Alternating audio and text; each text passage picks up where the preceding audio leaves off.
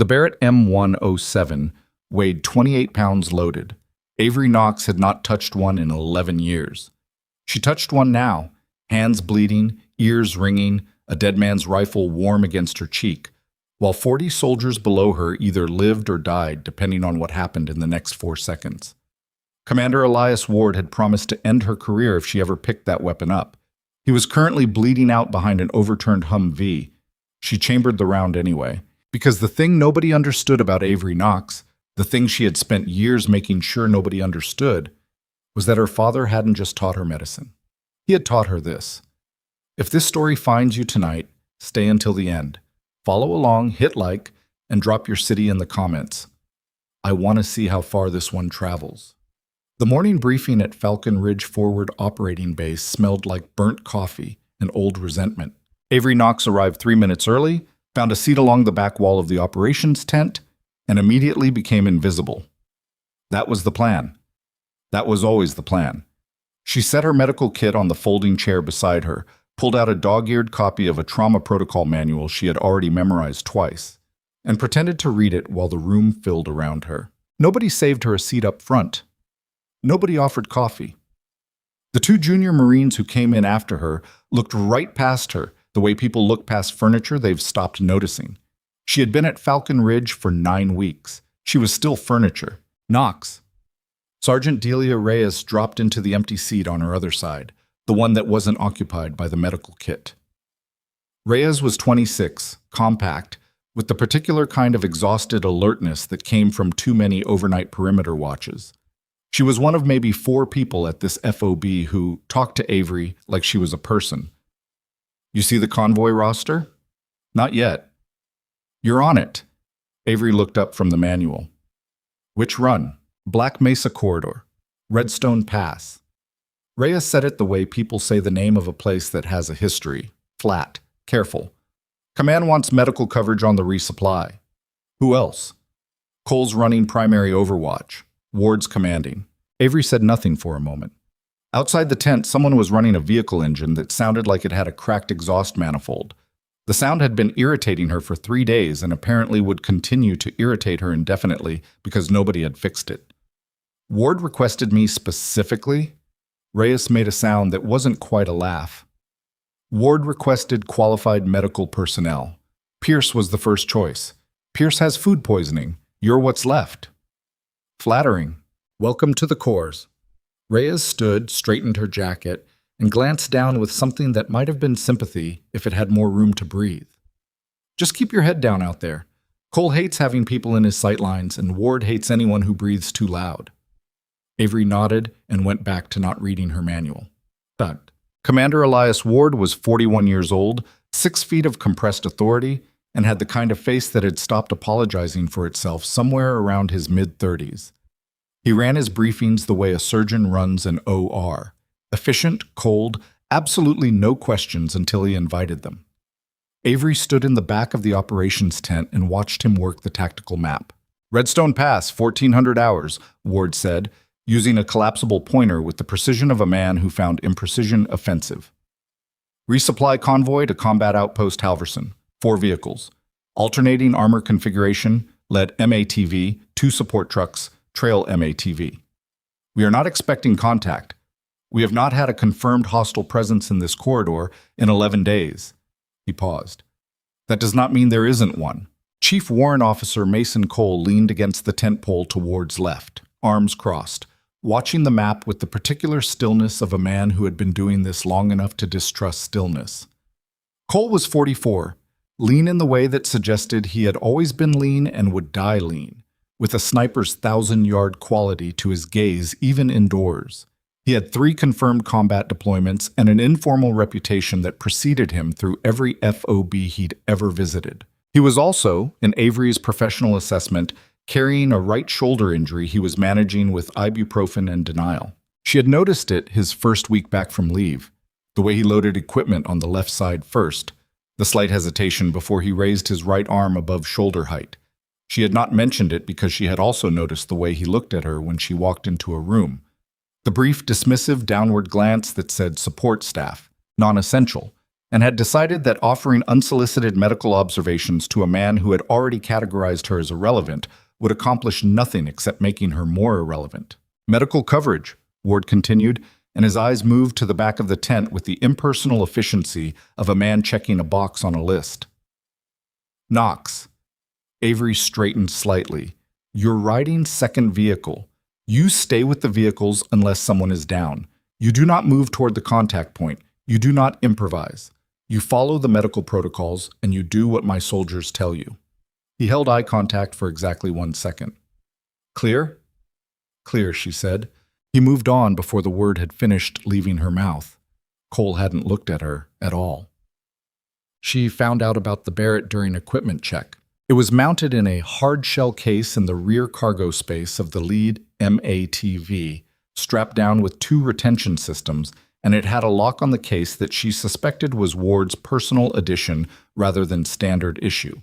The weapon itself was a Barrett M107A1, 50 caliber, semi-automatic, a rifle with the ballistic properties of a small artillery piece and a weight to match. The kind of precision instrument that, in the right hands, could reach out past a mile and make decisions at distances where consequences arrived before sound. Cole was running his own pre-mission check on the other side of the vehicle, and either didn't notice her looking or didn't care. She ran her hands over the case, didn't open it, just felt the latches under her fingers. You know what that is? She turned. One of the junior enlisted, a private named Garrett, maybe 20, with the kind of unearned confidence that came from being the best marksman at his training facility and not yet having tested that against reality, was watching her from 3 feet away. Sniper rifle, she said. Barrett M107, long-range precision. You know what long-range means in this context? It means you don't have to be close to whatever you're shooting at. It means Cole can hit a target at 1,500 meters on a bad day. Garrett said it with the reverence of a man describing a religious object. That thing is the reason this convoy doesn't need 20 more people on it. One rifle, right conditions, right operator, changes the whole math. Avery nodded politely and picked up her medical kit. You ever fired anything bigger than a pistol? Garrett asked. She thought about her answer for roughly half a second. No, she said. She had fired a .50 caliber BMG for the first time at age 12. Her father, Staff Sergeant Raymond Knox, retired, then civilian contractor, then instructor at a private training facility in the high desert outside Red Cliff, Nevada, had set up a prone position on a ridgeline overlooking a dry valley, walked her through the fundamentals for 40 minutes, and then handed her the rifle with the particular matter-of-fact manner of a man who believed that if something was worth doing, it was worth doing correctly from the very beginning. The shot had knocked her back, split the skin on her cheekbone from the scope, left her ears ringing for an hour despite the protection. Raymond Knox had looked at the impact point through his binoculars, confirmed the hit, and said, "Flinched at the last second. We'll fix that." They fixed it. They fixed it over the next 6 years across several hundred training sessions, in heat and cold and wind and rain and darkness. He taught her to read weather like a language, the way certain cloud formations predicted thermal shifts, the way desert air moved differently at altitude than at the valley floor, the way morning light played tricks with depth perception that afternoon light didn't. He taught her the mathematics of long-range ballistics, not as abstraction, but as physical reality, something felt in muscle memory rather than calculated in real time. He taught her to slow her heart rate through breathing when everything in her body wanted to accelerate.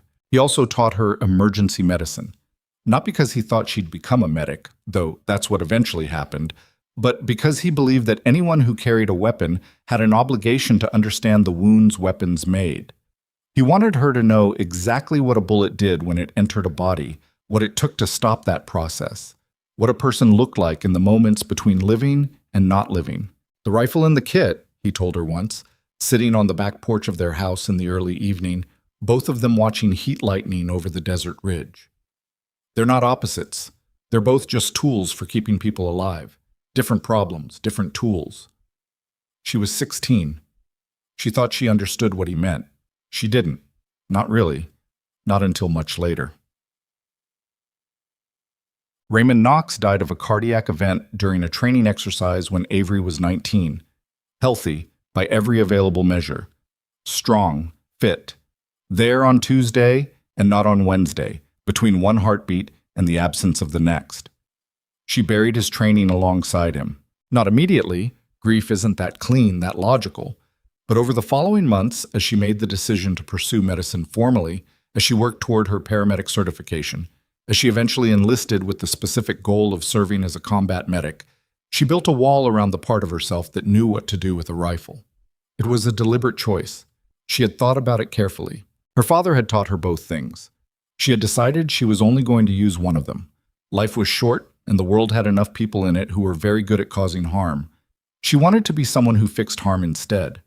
It felt like a kind of loyalty, not to her father specifically, but to the version of herself that she had decided to build on top of his memory. The wall held for 11 years. The convoy formed up at 1340 hours in a cloud of diesel exhaust and radio chatter. Avery rode in the second vehicle, a support truck with a canvas-covered cargo bed, a driver named Corporal Tasha Wiley, who had the focused silence of someone conserving energy for things that mattered, and a gunner named Diaz operating the mounted M240 through the roof hatch. She checked her medical kit twice during the first 15 minutes of the drive. Organized it differently the second time. Amphibious tourniquets to the top, chest seals accessible, hemorrhage control first because that's always first. The Black Mesa Corridor was everything the name suggested.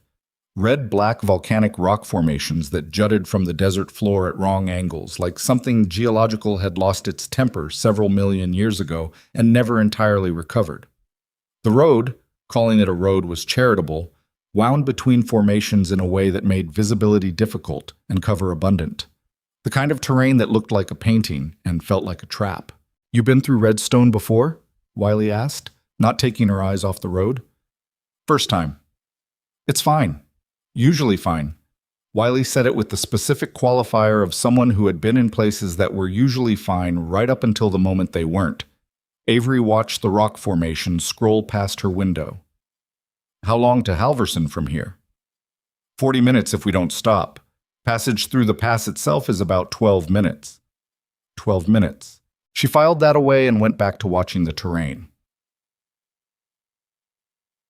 The radio traffic was routine for the first 20 minutes. Ward's voice, crisp and controlled, calling out position updates at standard intervals. Cole's occasional terse confirmations from his overwatch position in the lead MATV. The background noise of vehicle engines and wind, and the particular static texture of military radio channels that she had spent 9 weeks learning to parse for signal beneath the noise. Nothing alarming. And then the quiet. Not silence. The convoy was still making all the sounds convoys make, but beneath those sounds, a quality of stillness from the landscape that registered somewhere below conscious thought, in the part of her nervous system that had been trained for years to pay attention to exactly this kind of thing. The birds that she had noticed intermittently during the drive had stopped. The occasional dust devil that had been spinning lazily in the near distance was gone. "Wiley!" "I see it," Wiley said quietly. "See what?" "Nothing. That's the problem." She reached for the radio handset. "6 actual. This is 2 vehicles. Something feels off in the..." The explosion swallowed the rest of the sentence. The RPG hit the lead MATV on its front left quarter at an angle that suggested it had been fired from the ridge on the north side of the pass. Later, she would reconstruct this from the blast pattern and the direction everyone ducked instinctively. The explosion was percussive in a way that she felt in her chest before she heard it, a pressure wave event that preceded the sound by enough of an interval to register as 2 separate phenomena. The MATV didn't flip. It was too heavy to flip easily. Instead, it lurched hard right, drove its nose into the canyon wall, and stopped. Then the automatic weapons fire started from 3 directions simultaneously. The sound of incoming fire is different from outgoing fire. She knew this intellectually, had been trained on it, had heard recordings, had been told by people who'd been in combat what to listen for. The knowing intellectually did not prevent a profound, full-body response to the actual experience. Her hands gripped her medical kit. Her heart rate spiked. Every muscle in her body tried to make a different decision simultaneously. "Out!" Wiley was already moving. "Get out on my side. Stay low. Move to cover." Avery moved. The next 90 seconds were a sequence of sensory fragments rather than a coherent narrative. The scrape of rough rock against her knees, the smell of burning metal and propellant, the particular sound of rounds impacting the truck's cargo side, a sound she had never heard before and would never be able to unhear. Wiley pulling her by the collar of her vest toward a rock formation that provided maybe 60% cover and felt like the most valuable real estate in the known universe. Diaz was down. She registered it before she consciously processed it. The absence of the M240, which should have been firing by now, and then the confirmation when she looked up and saw the gunner half collapse through the roof hatch, not moving. "Diaz is hit," she said, already moving toward the truck before the sentence finished. "Knox, stay down." She had already stopped listening. Shit. Diaz had taken fragment damage to his right arm and shoulder from the initial blast, close enough to the RPG impact that the secondary shrapnel had found him through the hatch opening. He was conscious, but not all the way conscious. The specific dissociated state that came from shock and blood loss operating simultaneously. He was also still hanging half out of the hatch, which meant she had to get him down before she could work on him. She got him down. Her training took over in the way that real, thorough training is supposed to, not replacing thought, but running beneath it, handling the procedural elements so her mind could work on problem-solving simultaneously. Primary assessment: airway clear, breathing compromised slightly by pain, but functional. Circulation: right arm hemorrhage, significant but not arterial, tourniquet deployment to mid-upper arm, tightened to bleeding cessation.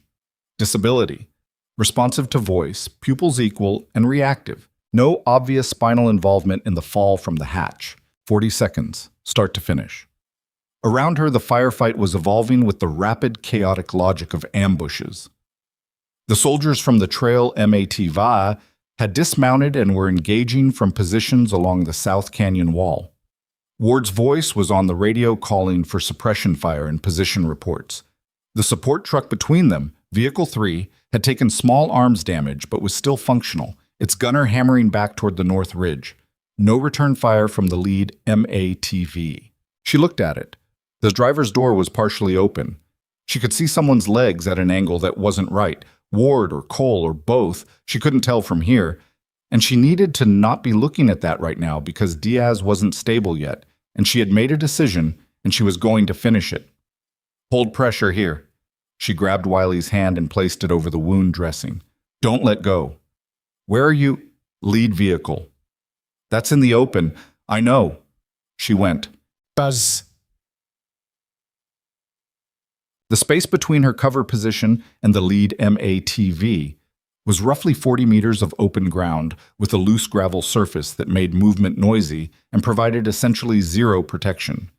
The intellectual part of her brain, running its calculations at a remove, noted that there were 3 active fire positions on the North Ridge and 2 on the high southern formation, that the suppression from Vehicle 3 was keeping the northern positions partially occupied, and that the window for a crossing attempt was narrow and would close. She ran.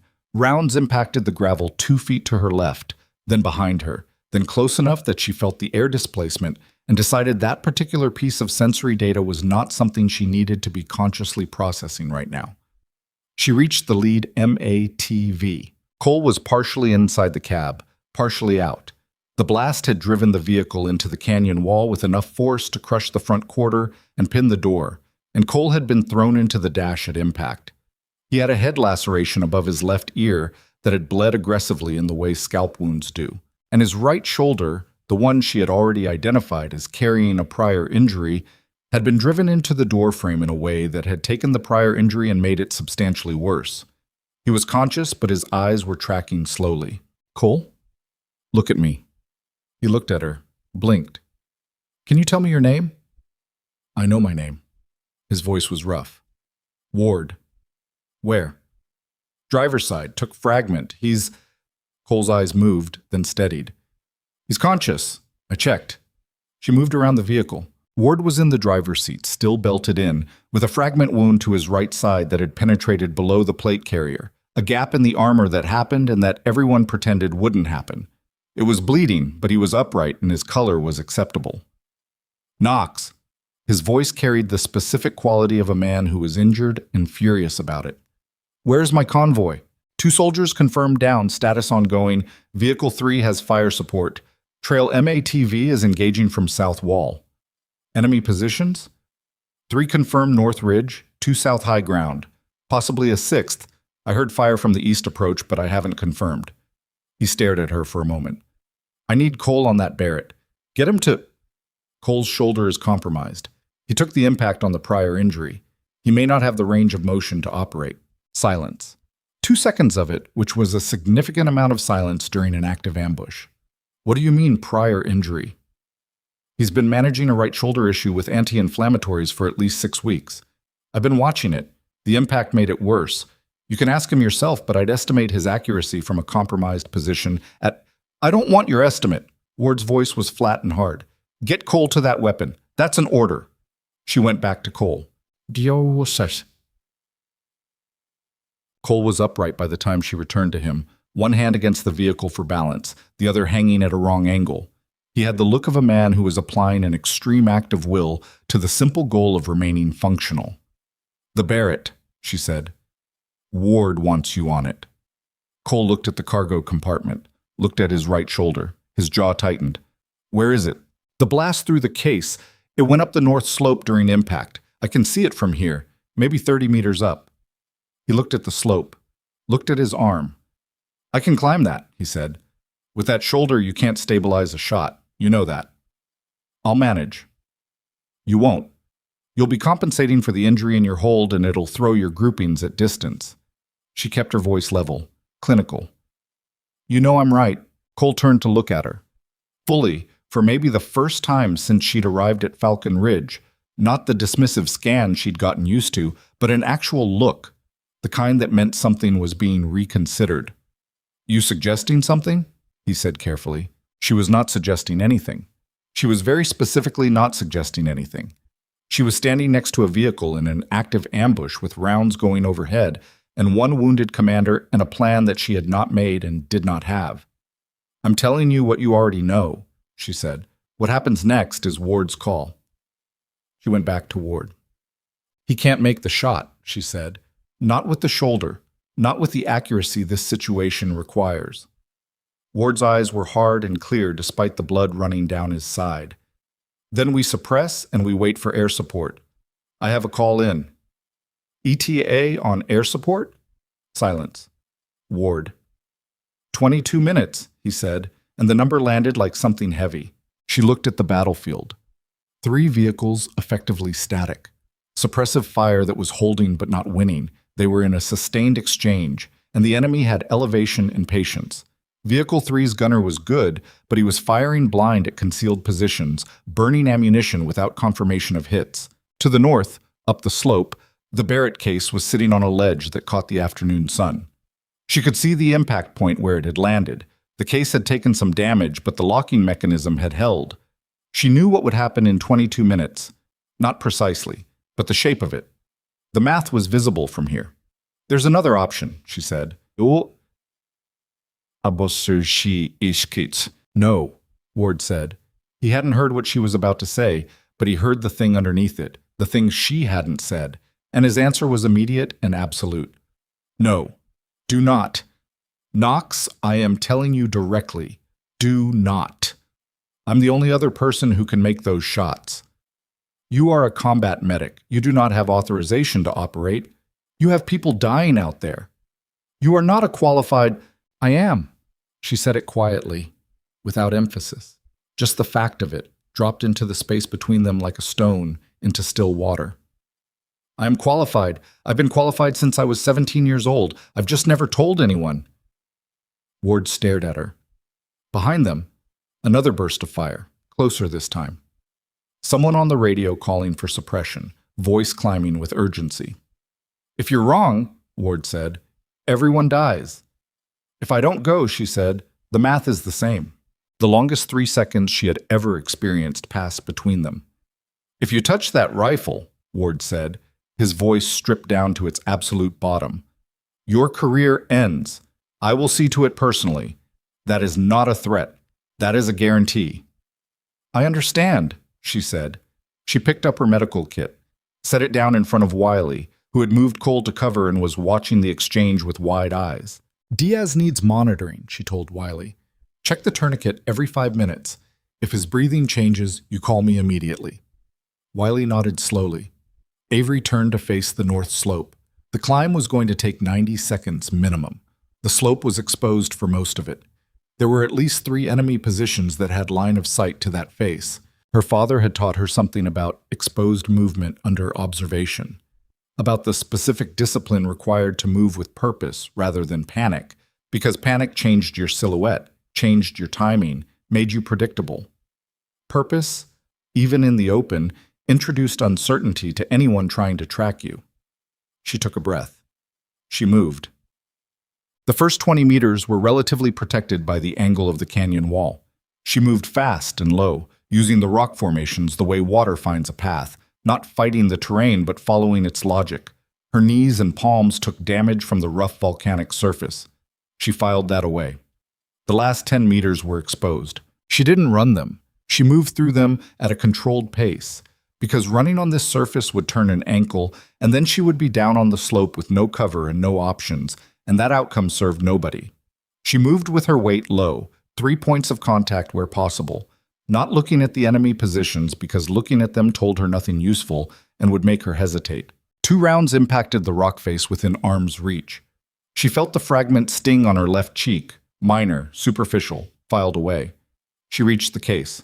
The locking mechanism had held. She got it open on the second attempt. The impact had slightly bent the frame, making the latch stiff, and the Barrett was inside, intact. She ran a quick visual inspection. No obvious damage to the barrel. Scope appeared undamaged. The bolt carrier group would need verification, but she was working with what she had. 11 years. She pulled the rifle from the case. It was exactly as heavy as she remembered.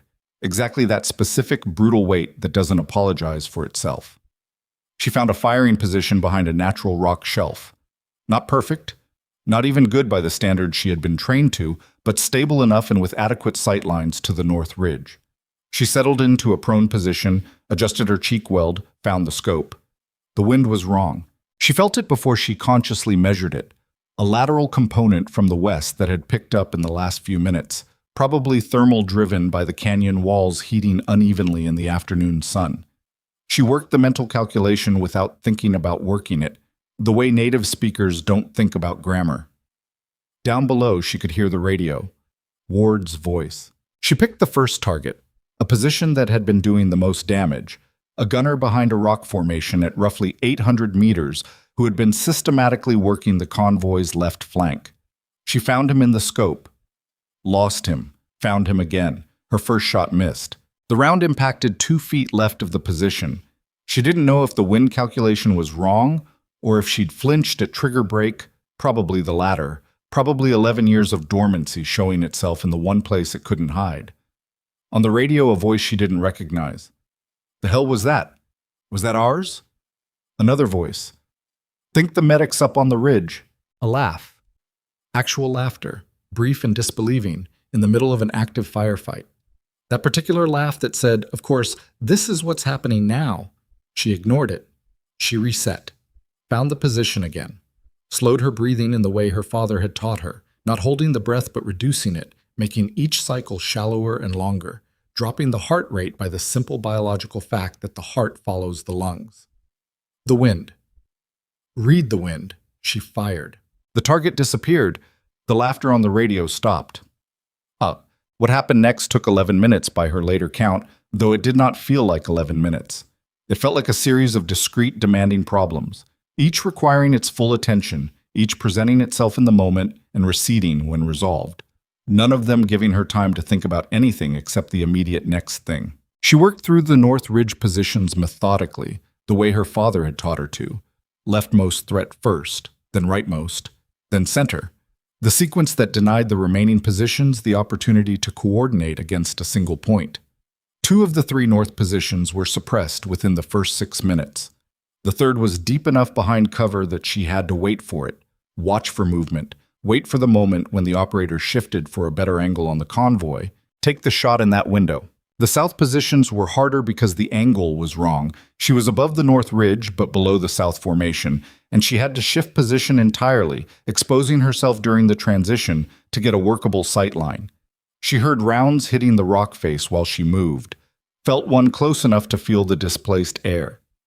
She got the angle, worked the two south positions. The convoy below her had reorganized. Soldiers moved differently when the incoming fire reduced, more purposeful, less survival-focused, the specific shift from reaction to action that good soldiers made when the calculus changed. She could see Ward directing from the side of the lead MATV, still upright, which meant his wound was manageable. Wiley had gotten Diaz behind better cover. The trail MATV had moved up to close the gap left by the damaged lead vehicle. She was lining up the remaining confirmed position, a launcher team that had relocated twice since the ambush began, and was currently setting up what she recognized through the scope as a second RPG shot at Vehicle 3 when the radio crackled. Reyes's voice from somewhere in the convoy. "Cole's down. Medic, Cole's not breathing." She was down the slope before she consciously decided to move. The slope took 30 seconds to descend. Running it, the way she hadn't run going up, trusting the terrain now because there was no time not to trust it. Because Cole not breathing was a sentence with a very specific countdown attached. She hit the canyon floor and ran for the lead MATV. Cole was on his back in the shade of the vehicle. Reyes was beside him, hands uncertain. "When?" Avery said, already kneeling. "Maybe a minute ago." He said his chest felt, and then Avery was already checking, pulse absent, breathing absent. Her hands found the correct position on his sternum automatically. She started compressions. 30. 2 breaths. The math of resuscitation, the same math everywhere, the same regardless of terrain or threat, or the fact that rounds were still occasionally impacting the canyon walls. Reyes was talking, reporting on the radio, calling it in, doing the right things. Ward's voice responded. Avery worked. The third cycle of compressions produced a result she felt before she confirmed it. A change in chest compliance. A subtle shift in the quality of resistance that experienced hands learned to recognize. Pulse returned. Weak, irregular, not reliable, but present. "He needs evac," she said. "He needs it now. This is a cardiac event on top of the trauma. He cannot wait for convoy completion." "Air support's 11 minutes out," Reyes said. "Tell them to reroute to medical evac priority. He needs a cardiac unit." She looked up at the Barrett, sitting on its ledge above the canyon. One remaining confirmed threat. An RPG team that had relocated, was currently setting up, was going to take another shot at Vehicle 3 within the next 2 to 3 minutes based on their preparation timeline. She looked at Cole. She looked at the rifle. She stood up, pointed at Reyes. "Watch him. Every 30 seconds. Check for pulse and breathing. If he goes under again, you resume compressions and you call me." She ran back to the slope. The climb was harder the second time. Not physically harder, the route was the same, but the accumulated cost of the last 40 minutes lived in her legs and hands, a fatigue that showed up in small compromises in grip and balance that she had to consciously compensate for. She reached the firing position. The RPG team had moved again. Good fieldcraft, she acknowledged it professionally and without particular appreciation, to a position further east along the ridge. She found them on the second scan. 2 personnel, crew-served launcher, preparing what looked like a B-300 system. Range, approximately 940 meters. Wind had shifted slightly north, thermal decay as afternoon moved toward evening. She recalculated. The shot needed to land between the 2 personnel, not eliminating both, but disrupting the loading sequence, creating enough uncertainty that they would break down and relocate rather than complete the shot. She fired once. The round landed in the correct position. The RPG team separated, both personnel moving in different directions, the launcher abandoned. The East Canyon wall returned silence. Below, Ward's voice on the radio, not directed at her. "Is that it? That all of them?" A pause. "Think that's it," someone answered. Another pause. "Where's Knox?" Ward asked. Flat, without inflection. Nobody answered immediately.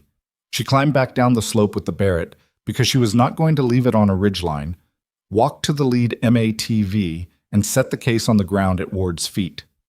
He looked at it, looked at her. She met his eyes. She had saved his convoy. She had saved Cole's life. She had done the things that needed doing with the tools that were available. She also understood with complete clarity that none of that changed what he had promised her. His face told her nothing. "Evac bird is 4 minutes out," he said finally. "You're riding with Cole." She nodded. She went to sit beside Cole and monitor his pulse, and she waited. And she did not look back at the rifle or at Ward or at the canyon walls where the afternoon light was starting to go gold and beautiful the way the desert always did in the hour before dark. Her cheek was still bleeding from the fragment hit. She pressed a piece of gauze against it and held it there.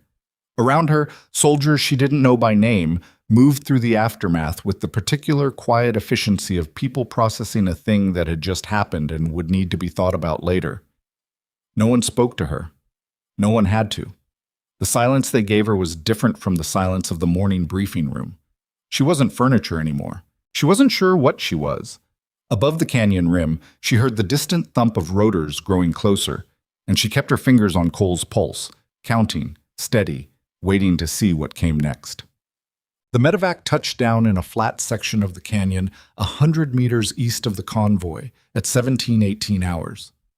She watched them load Cole onto the litter, gave the flight medic a rapid handover, cardiac event following blunt trauma, right shoulder suspected fracture or severe dislocation, GCS currently 12 and trending upward, tourniquet on the upper right arm from the original incident, removed at 22 minutes when bleeding controlled, current status unstable but coherent. The flight medic, young, efficient, looked at her like she was handing off to a peer and not like she was support personnel who had wandered into a situation above her pay grade, nodded through the briefing and asked 2 follow-up questions. She answered both. They lifted off. She stood in the rotor wash and watched the bird climb until it cleared the canyon rim and disappeared into the darkening sky. Behind her, she heard boots on gravel. She turned. Ward was standing 5 meters away. The fragment wound on his side had been wrapped. She could see the dressing edge above his plate carrier. And someone had apparently told him to sit down because his medic's expression was one of sustained professional displeasure that she recognized as the look of people whose patients declined to cooperate with basic self-care directives. He looked at her for a long moment. "Your career is over," he said. She had expected it, had been holding it in her mind like a fact throughout the afternoon, throughout all of it, that this was the last day of the things she had built, that the wall she had constructed around that part of herself had not, in the end, held, and that the promise she had made to herself and to her father's memory was going to cost her the career she'd built on top of it. She nodded. "I know," she said. Ward held her gaze. Something moved through his expression, not warmth, nothing so simple, but a shift in the set of his jaw, a recalibration happening behind his eyes, the specific face of a man in the process of updating a prior assessment. 11 confirmed neutralizations, he said. 8 North Ridge, 3 South High Ground. The RPG team broke down without firing. Vehicle 3 is intact. He paused. Cole's alive. She said nothing. "Where did you train?" he asked. She thought about her answer. "My father taught me," she said. "He was a special operations sniper. He started when I was 12. Silence. "And you never disclosed this?" "It felt like something I'd put behind me." She looked at the canyon wall where the light was going. "I was wrong about that." Ward was quiet for a long time. She braced for the official language, the formal process, the career-ending sequence of administrative language that she had watched happen to other people and had now, apparently, earned for herself. "I need to make some calls," Ward said. He turned and walked back toward the convoy. She stood alone in the cooling canyon with her medical kit and her father's rifle in its case at her feet, and she waited to find out what shape the rest of her life was going to take. The desert went dark around her, indifferent and immense, the way it always had. High above the rim, the first stars appeared. She watched them. The stars were still out when the second helicopter arrived. Not medevac this time. This one was larger, a utility bird running without navigation lights, and it came in from the northeast with the specific deliberate approach of something that had been waiting nearby rather than summoned from a distance. Avery watched it descend from where she was sitting on the Barrett case, her back against the canyon wall, the gauze on her cheek gone stiff with dried blood. Ward had been on a satellite phone for 40 minutes. She had not been invited to those conversations. The helicopter set down in the same flat section where the medevac had landed. 4 people stepped out before the rotors had fully wound down, 2 in uniform, 2 in the kind of civilian tactical gear that was designed to look nondescript and achieved exactly the opposite effect. They moved toward Ward with the purposeful quiet of people who had been briefed already and didn't need the situation explained. Reyes materialized out of the darkness and sat down next to Avery on the canyon floor without asking permission. "You know who they are?" Avery asked. "The 2 in uniform?" "Jag attached to regional command. The other 2—" Reyes paused. "Above my pay grade." "Mine too, apparently." Reyes was quiet for a moment. "You doing okay?" Avery considered the question honestly. Her hands had stopped shaking about 20 minutes ago, which she took as a good sign. Her cheek had stopped bleeding. Her knees hurt from the climb, and her shoulder had developed a low-grade ache from the rifle work that she recognized as the specific soreness of muscles that had been asked to perform something they hadn't performed in a very long time. "I'm fine," she said. "That's not what I asked." Avery looked at her. Reyes was watching the group around Ward with the careful attention of someone cataloging information without revealing that she was cataloging it. "You did something today that I've never seen anyone do. And instead of people falling over themselves to tell you that, you're sitting over here alone on an equipment case with dried blood on your face. So I'm asking if you're okay." Avery was quiet for a beat. "I think I just ended my career." "Maybe," Reyes said. "Or maybe you started a different one." One of the JAG officers broke away from the group and walked toward Avery with a tablet and a recorder and the specific expression of someone who had been sent to collect facts and had opinions about that assignment. "Petty Officer Knox." Not a question. "I need to take your statement." She stood up. "I know," she said. "All right." The statement took 2 hours. They conducted it in the back of one of the support trucks, parked at the canyon's east end where a portable lamp threw a small circle of useful light. The JAG officer, Captain Danny Farrow, according to her nameplate, with the economical manner of someone who asked exactly the question she needed, and none she didn't, walked Avery through the entire afternoon in precise sequence, from the moment of the first explosion to the moment coal had been loaded onto the medevac. Farrow did not editorialize, did not express surprise or approval or disapproval. She asked follow-up questions when Avery's answers contained gaps that needed filling, clarified timelines twice, and requested that Avery describe the specific mechanics of her firing position for the record. Avery described them. At one point, Farrow stopped typing and looked up. "You said your father trained you from age 12. "Yes. And you never disclosed this capability to any commanding officer at any duty station?" "No." "Why not?" It wasn't delivered like a question, exactly. More like a space being held open. Avery thought about the back porch, the heat lightning, the conversation she'd been trying to have with herself ever since, the one about whether the choice she'd made at 19 was clarity or avoidance. "I wanted to be one thing," she said. "I wanted my work to be one thing. Medic. That's what I chose. Disclosing the other skill felt like—" She stopped, started over. "I thought if I disclosed it, someone would use it, and I didn't want to use it." Farrow wrote something down. "And today?" Today the math was different. Farrow looked at her for a moment in a way that was hard to read. Then she went back to typing. The second person who came in to speak with Avery was not JAG. He introduced himself as Mr. Harlan, which was almost certainly not his name, and he had the kind of face that was very specifically designed to be forgotten. Not ugly, not particularly anything, the human equivalent of a neutral-colored wall. He sat across from her in the truck bed and folded his hands on the table with the patience of a man who made a professional practice of patience. "I want to understand your training history," he said. "Not for the record, just for my own understanding." Captain Farrow I know what she asked. I'm asking something different. He tilted his head slightly. "Your father was Raymond Knox, Special Operations qualified, 11 years active service, 6 years as a civilian instructor at Red Cliff Training Facility. He filed training logs for a secondary trainee from 2003 to 2009. We assumed it was a contractor. It was you."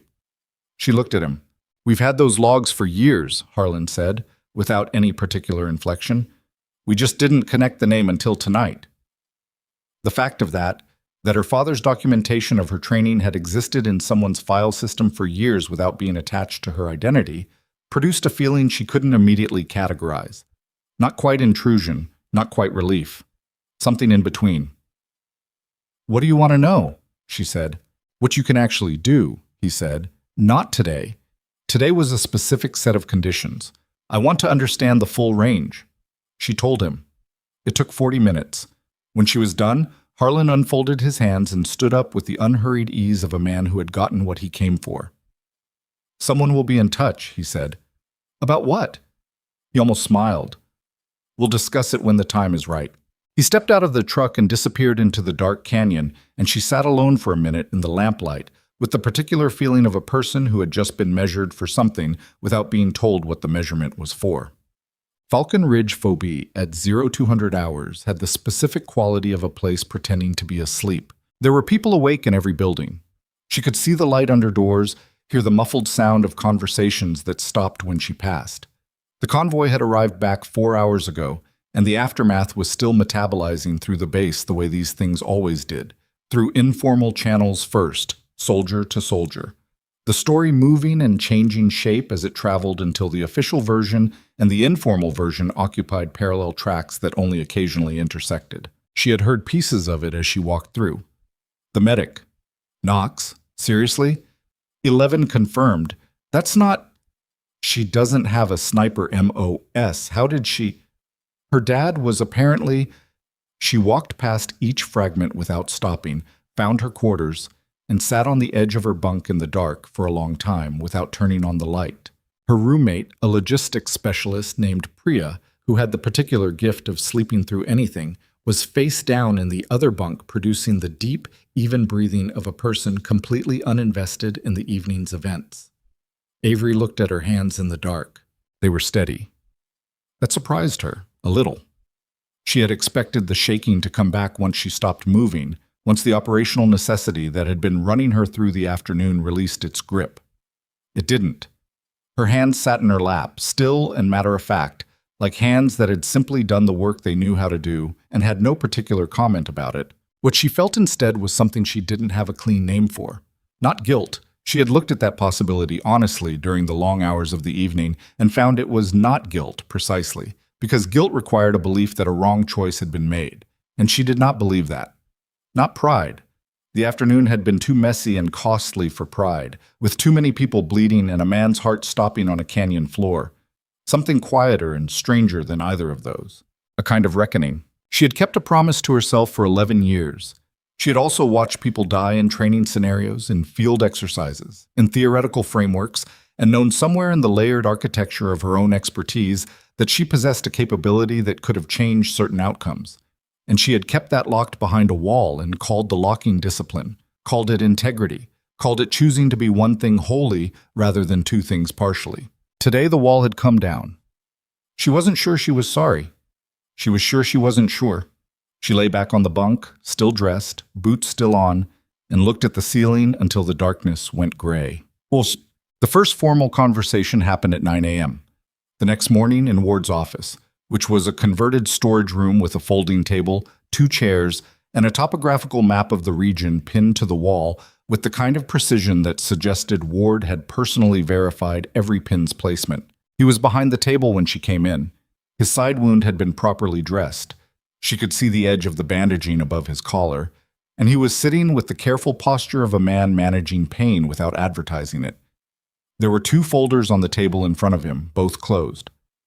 "Sit down," he said. She sat. He looked at her for a moment without speaking, the way he had in the canyon the night before, that recalibration quality. "You lied to me," he said, "to this command, by omission, but that distinction matters less than you might hope. Yes. You violated a direct order in a combat situation. Yes. You operated a weapon system without authorization in an active engagement. Yes." Ward's jaw tightened slightly. "I have spent the last 6 hours arguing with 4 different people about what happens to you next." She kept her face neutral. JAG wants administrative separation proceedings initiated. Standard response to the order violation alone, separate from the unauthorized weapons use. He opened the first folder without looking down at it. Two of the people I spoke with last night are not JAG, and they want something different. Harlan? She said. Ward looked up. You understood what he was. I understood what he was asking. Ward closed the folder. Here's where we are. I have discretion in how I characterize the order violation in my after action. The unauthorized weapons use is harder to categorize. Technically, it falls under a provision that permits field improvisation in life-threatening circumstances. But that provision was written for infantry personnel in extremis, not for medical staff. And applying it to your situation is a stretch that JAG's office is currently reviewing with the enthusiasm of people who enjoy finding exceptions to be inapplicable. He looked at her directly. I could write this to end your career. What you did was unauthorized. It violated the chain of command. The fact that it worked is not, strictly speaking, the governing factor in evaluating whether it should have been done. I know. I could also write this differently. He paused. I haven't decided which one I'm going to do. What are you waiting for? She asked. Not challenging, genuinely asking. He looked at the two folders on the table, at the topographical map on the wall, at his hands, briefly. I'm waiting to understand what you are, he said. What you actually are, not what your file says. The room was quiet for a moment. I'm a medic, she said. That's not false. That's the true thing about me. And the other thing? She thought about her father, the porch, the heat lightning. That's also true, she said. I just didn't want it to be. Ward leaned back in his chair, the controlled movement of a man being careful about his ribs. Cole is stable, he said, and the subject change was significant. She registered it as the moment when the conversation shifted from accountability to something else. Cardiac team at Halverson Regional confirms it was a stress-induced arrhythmia compounded by the blunt trauma. They're calling your field intervention the primary reason he survived transport. He had good vital signs when I handed him off. He had vital signs, Ward corrected. The flight medic's report suggests they were not good. They were present. He paused again. There's a difference. She nodded. When he's stable enough to travel, they're moving him to Bridgeton Medical Center. Full cardiac workup. The shoulder will need surgery. Ward looked at her. He's asked about you. That surprised her slightly. She didn't show it. What did he ask? Whether you were all right. Ward's mouth moved in a way that might have been the distant relative of a smile. He also asked who taught you to shoot, which I've now been told twice in 12 hours, so apparently that's the question people want answered. My father. Raymond Knox. You know about him. Harlan briefed me this morning. Ward stood carefully, walked to the map, looked at it without any particular expression. Staff Sergeant Raymond Knox, Special Operations, decorated service record, transition to civilian instruction. His training logs from Red Cliff are currently being reviewed by people with significantly higher clearances than mine. He turned back to face her. You apparently knew more about this at age 17 than most qualified personnel know at 30. He was a very good teacher. That's not what I said. She understood what he was actually saying. I'm not trying to be anything I'm not, she said. I told you what I am. You told me half of what you are. Yes. The words sat between them. Ward came back to the table, didn't sit, stood with his hands resting on the back of the chair, looking at her. I'm going to make some inquiries, he said finally. I want you to remain on base and remain available. Don't discuss last night's engagement with other personnel beyond what's necessary. The formal review process is underway and it runs its course. And the career ending, she said. He met her eyes.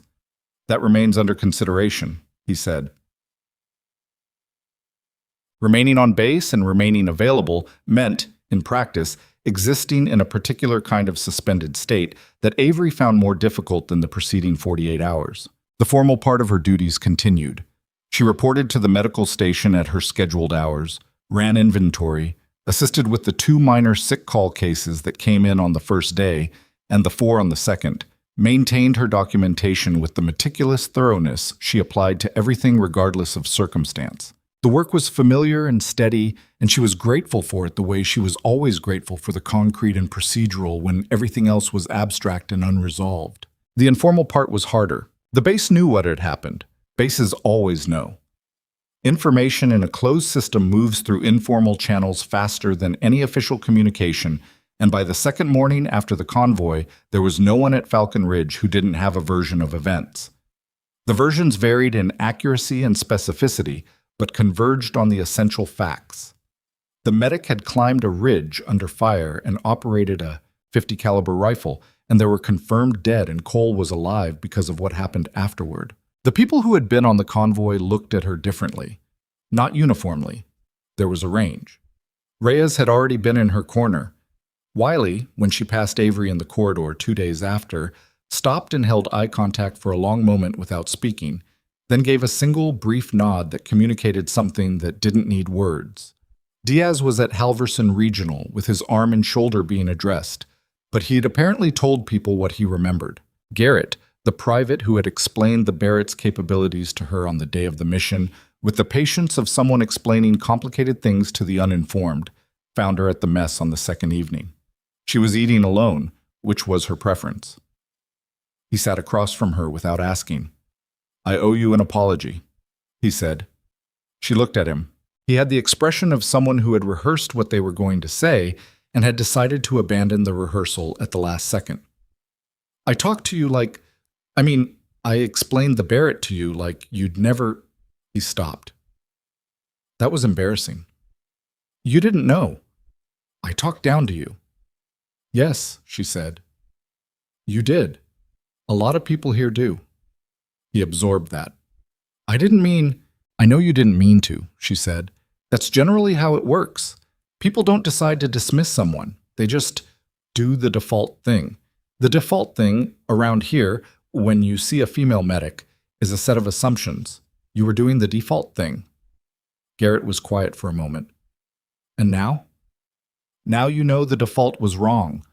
She looked back at her food. "That's all. That's the whole lesson. It doesn't have to be more complicated than that." He sat there for another minute.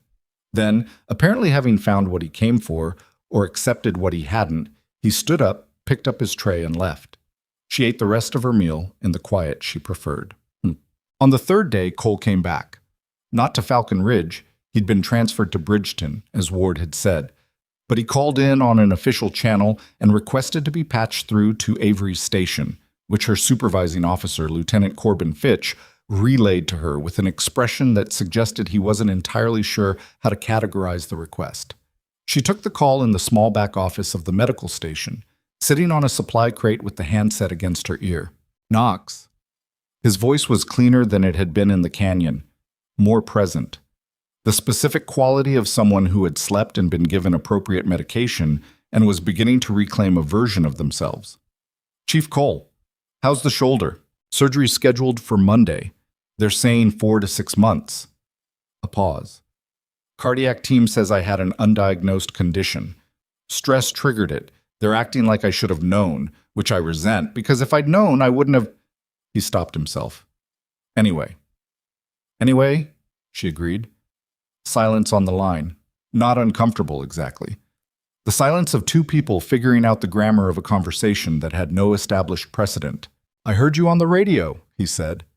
"Before you went up the slope the first time. I was in and out, the head wound, the impact, but I heard you talking to Ward." She waited. "I heard what he said to you." Cole's voice shifted. Not softer exactly, more deliberate. "About your career." "It wasn't a secret, no. But I want you to know that whatever report I give, and I'll be giving one, it doesn't support that outcome. What you did—" He stopped again, and she could hear him choosing words carefully, which seemed like it didn't come naturally. "What you did up there was the right call. The math was simple. I wasn't functional. The alternative was unacceptable. You don't have to— I'm not doing it for you. Not unkind, just direct. I'm doing it because it's accurate. I don't give reports that aren't accurate. It's not a favor. It's just what happened." She understood the distinction. "Thank you," she said anyway. "Don't." A pause. "Your father, was he good?"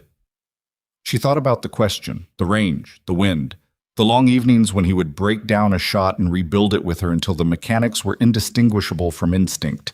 "He was the best I've ever seen," she said, "and I've only seen one other person at that level." Silence. "That was a compliment," she said, in case it wasn't clear. Cole made a sound that was close enough to a laugh that she counted it.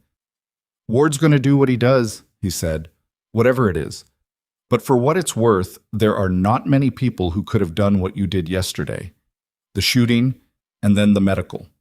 Most people under that pressure, they lock into one mode. You didn't." She didn't answer. "Your father trained you in medicine too, or was that separate?" "Both," she said. "He believed they went together. He was right." Another pause.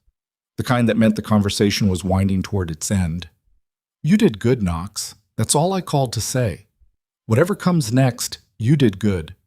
She sat with the handset in her hand for a moment after the line went quiet. Then she set it down and went back to work.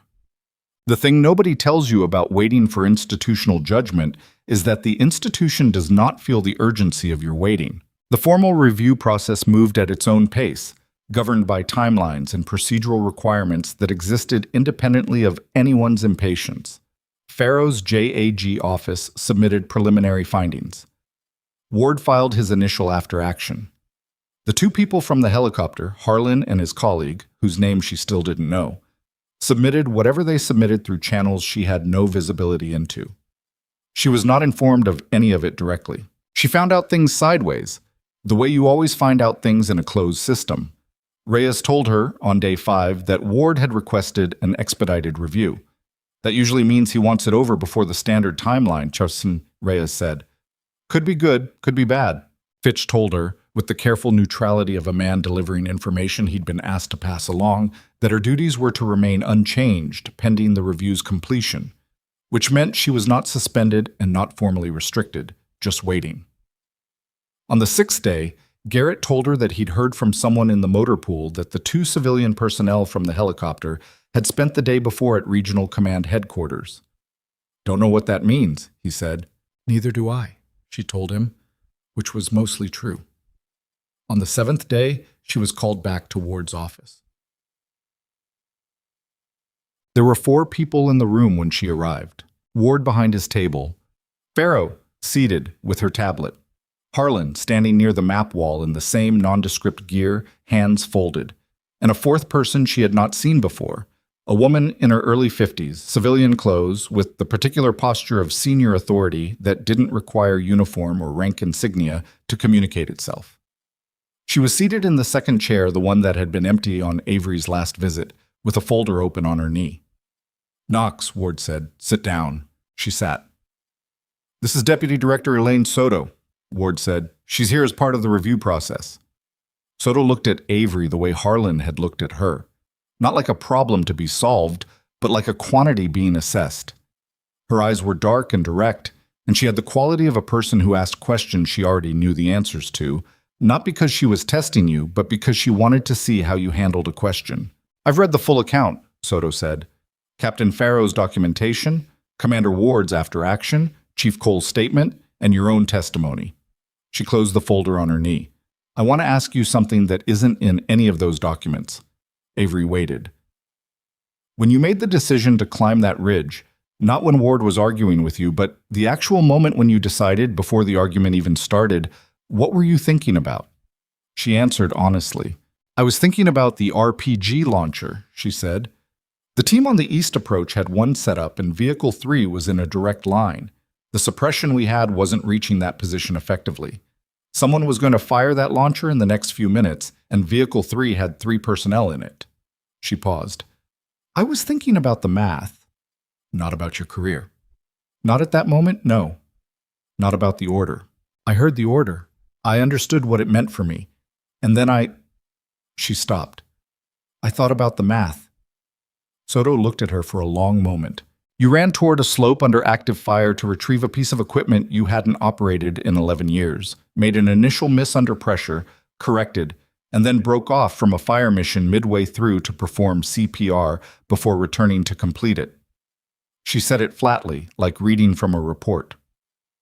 "Most trained personnel, in a controlled exercise under no threat, would struggle to transition effectively between those 2 disciplines. Under fire, with the career consequences you understood were in play, you did it twice." Avery said nothing. "I'm not asking for a response to that," Soto said. I'm making an observation. She opened the folder again briefly, looked at something, closed it. What do you want, Knox? The question caught her slightly off-center. Not the fact of it. She'd been expecting something like this. But the directness. No preamble. No frame. I want to keep doing the work I was doing, she said. The medical work. Yes. And the other thing? She sat with that for a moment. I don't know yet, she said. I spent 11 years being sure I only wanted one of them. Last week changed the terms of that conversation. I haven't finished having it with myself. Soto nodded once, like someone filing an answer. Then she looked at Ward. You can proceed, she said. Ward opened the first folder, the one that had been on his table at the last meeting. The formal review has concluded, he said. The order violation and the unauthorized weapons use are documented in the record. There will be no separation proceedings. He looked at her over the folder.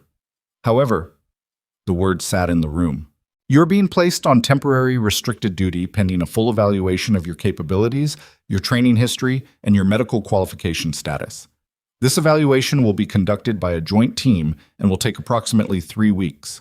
During that period, you will continue medical duties at this station. He paused. At the conclusion of the evaluation, there will be a decision made about your assignment. What kind of decision? She asked. It was Harlan who answered.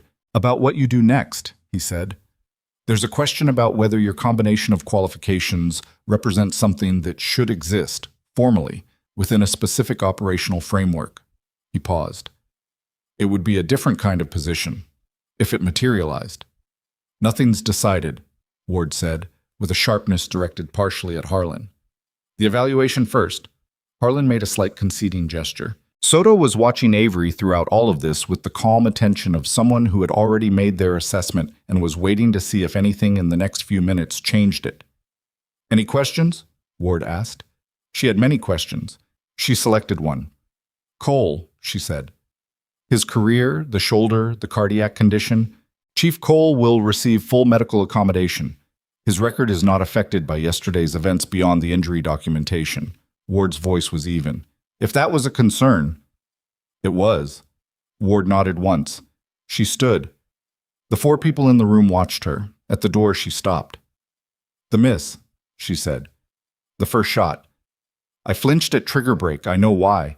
I wanted to document it for whatever evaluation is coming. She turned back to look at them. So whoever's evaluating me knows I'm starting from an honest place. Then she walked out into the corridor and stood in the flat white light of the FOB hallway for a moment, breathing, feeling the particular quality of a situation that had not resolved and would not resolve for some time, but had shifted from ending to something else, something without a clear shape yet. And that shift was enough, for now, to work with.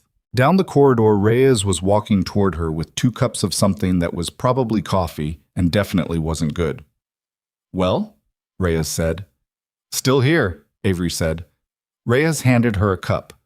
They walked together toward the medical station in the early morning light, and Avery Knox, who had spent 11 years being exactly one thing, began the slow and complicated work of figuring out what 2 things together might look like. The coffee was bad in the specific way that FOB coffee was always bad, burnt at the bottom of the pot, held too long. The kind of thing you drank not because it was good, but because the ritual of it was familiar. And familiar things had value when everything else was uncertain.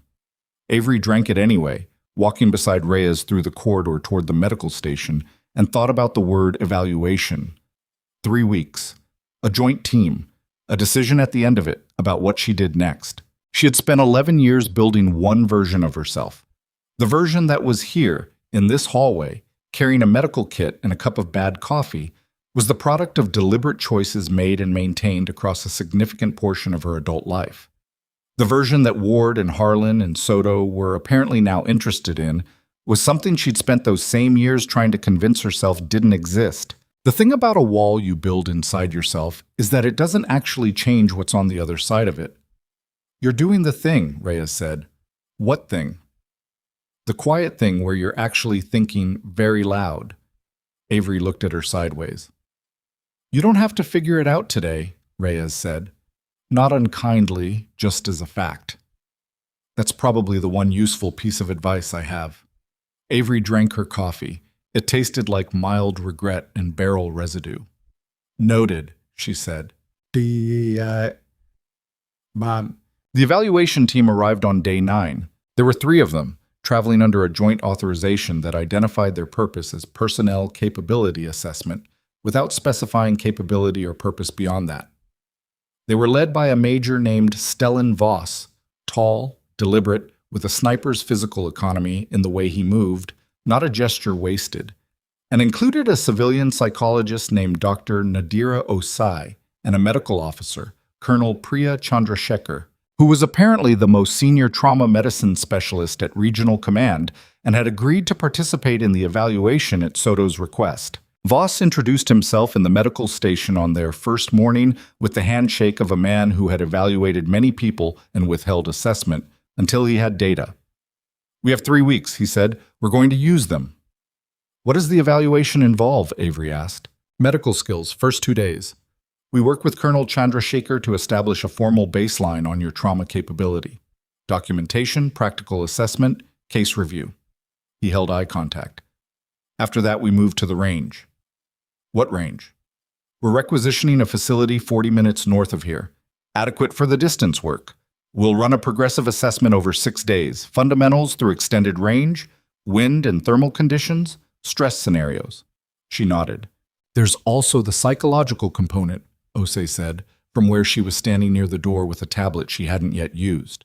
Her voice was even, and her manner was the particular kind of calm that took training to produce. 2 sessions with me, structured interviews about your decision-making process, your history, your functional state, not therapy, assessment. I understand. The combination of the medical and tactical capabilities is what we're specifically evaluating," Voss said.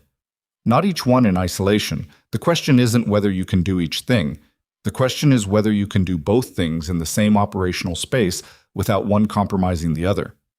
He said it without judgment. Just the fact of what they were measuring. She thought about Cole on the canyon floor, the Barrett on the ridge above him, the choice that had not felt like a choice at the time, because the math had been immediate and clear. "What if the answer is yes?" she asked. Voss looked at her for a moment. "Then there are people who want to talk to you about what that means going forward," he said. The first 2 days with Chandrasekhar were thorough in the way that truly rigorous medical assessments are thorough. Not bureaucratic thoroughness, but genuine depth, the kind that only happens when the person on the other side of the assessment actually understands what they're looking at. Chandrasekhar had 30 years in trauma medicine and the specific manner of senior surgeons who had long since stopped being impressed by anything except genuine competence.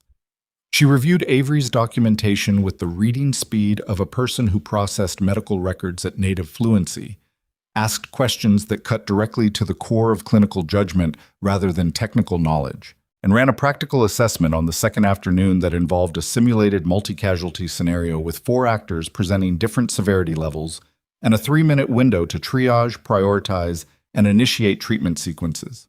Avery worked the scenario.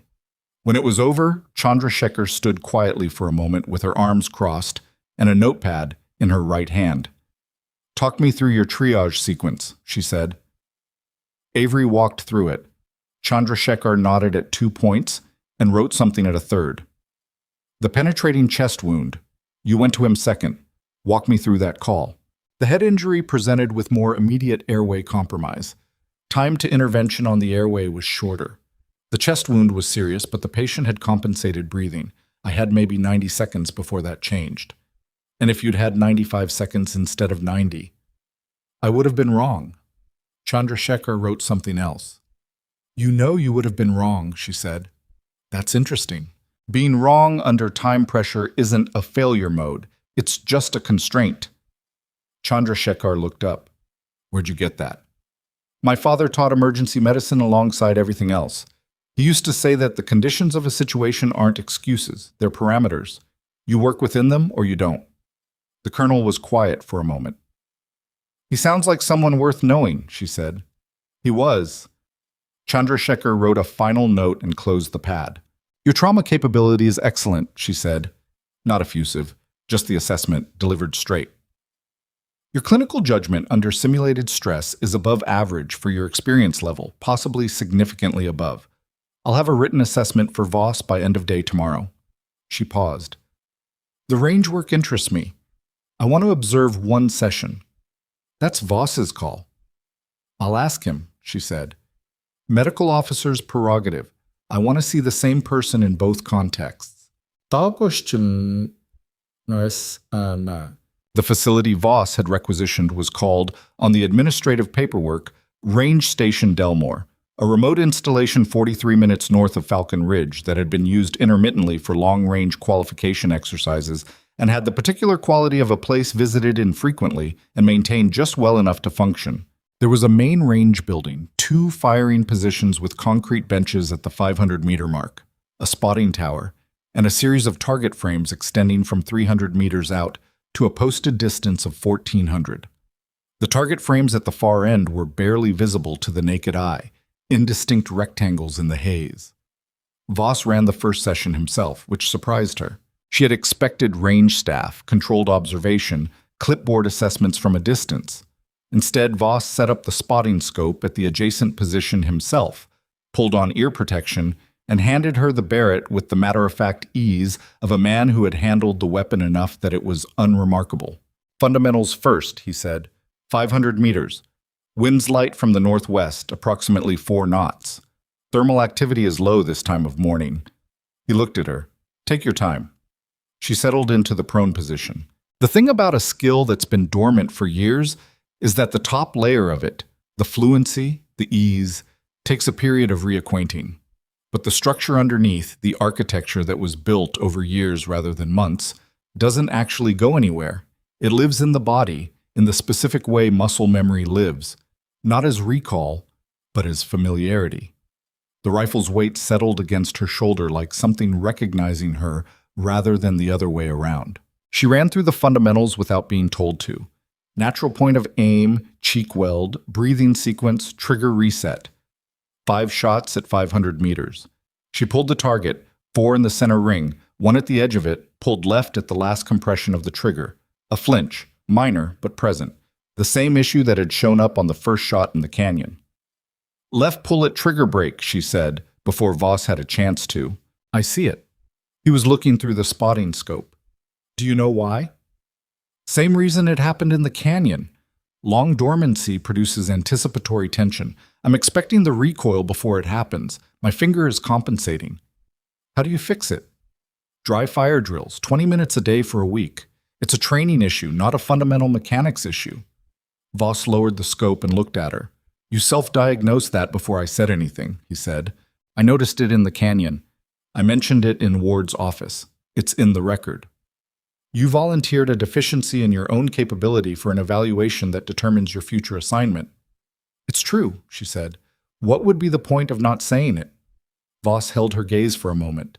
Then he set up the next target sequence. The 6 range days were the most technically demanding work Avery had done in years, and she found herself inhabiting a part of her own capability that had been sealed off long enough that accessing it felt like entering a room she'd forgotten the layout of. Familiar in the general sense, specific details requiring rediscovery. Voss was a precise and exacting assessor. He did not compliment what was good and reserve comment for what was deficient, the way some instructors did. He assessed everything equally, treating competence and deficiency with the same flat analytical attention, which she found more useful than praise. By day 3, the left pull at trigger brake had reduced significantly. The dry fire protocol was working the way she'd said it would. By day 4, they were running stress scenarios. Not combat simulation, but physiological stress induction, the kind that disrupts fine motor control and breathing regulation, physical exertion immediately before shooting, time pressure, competing sensory demands. Voss ran her through a sequence that required a 400-meter sprint to the firing position, a 2-minute equipment setup, and then a shot at 900 meters while her heart rate was still in the 140s. The first attempt produced a miss. The second produced a peripheral hit. The third, on day 5, hit center. Voss noted all of it without expression. Chandrasekhar came on day 5, as she'd said she would, and stood at the edge of the range behind Voss's spotting position with her arms crossed and watched with the particular attention of someone holding 2 things simultaneously in their assessment: the technical performance and something else, something she was measuring that wasn't in any checklist. On day 5's afternoon session, Voss ran a scenario that he had not briefed her on in advance. He handed her the Barrett at the firing position and then handed her simultaneously a tactical medical kit. "You have a simulated casualty at the 200-meter mark," he said. "Penetrating wound, significant hemorrhage, needs tourniquet and chest seal before extraction. After you stabilize him, there's an active target at 1,100 meters that needs to be engaged before the scenario ends." He paused. "Timer starts when you pick up the medical kit." She looked at him. "Both," he said. Not explaining, just confirming. "At the same time or sequential?" "Your call."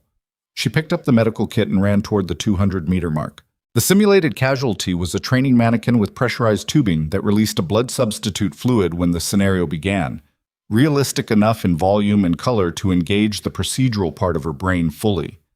She ran her assessment, worked the tourniquet, applied the chest seal, checked the airway. The mannequin's monitoring system beeped confirmation, casualty stabilized. She was up and running back to the firing position before the second beep finished. Her heart rate was high. Her hands were not entirely steady. She settled into prone, found the target at 1,100 meters through the scope, a steel silhouette, head and torso, swinging slightly on its mount because Voss had apparently decided to add that particular complication, and ran through the breathing sequence. The target was moving. Small, lateral swing. Predictable pattern if she watched it for 2 cycles. She watched it for 2 cycles. Fired on the third, leading the swing by the calculated amount. The target rang. Voss said nothing for a long moment. Then he wrote in his assessment notebook, and whatever he wrote a lot of it. The 2 sessions with Ose were different from anything else in the evaluation. Not easier, not harder, but differently demanding.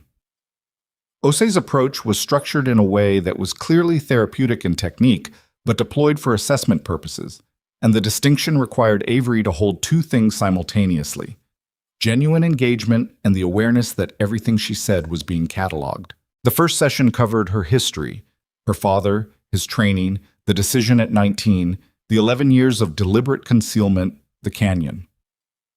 Ose asked questions that were not about the facts of what had happened, but about the internal experience of them, the quality of the decision-making, the emotional register. "When you made the decision to climb the ridge," Ose said, "you've described it as math, clear calculation about outcomes." "Yes." "Was there anything else in it?"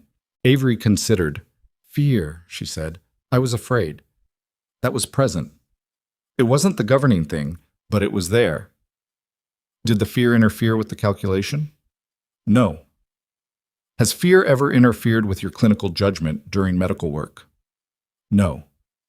"What's the relationship between them?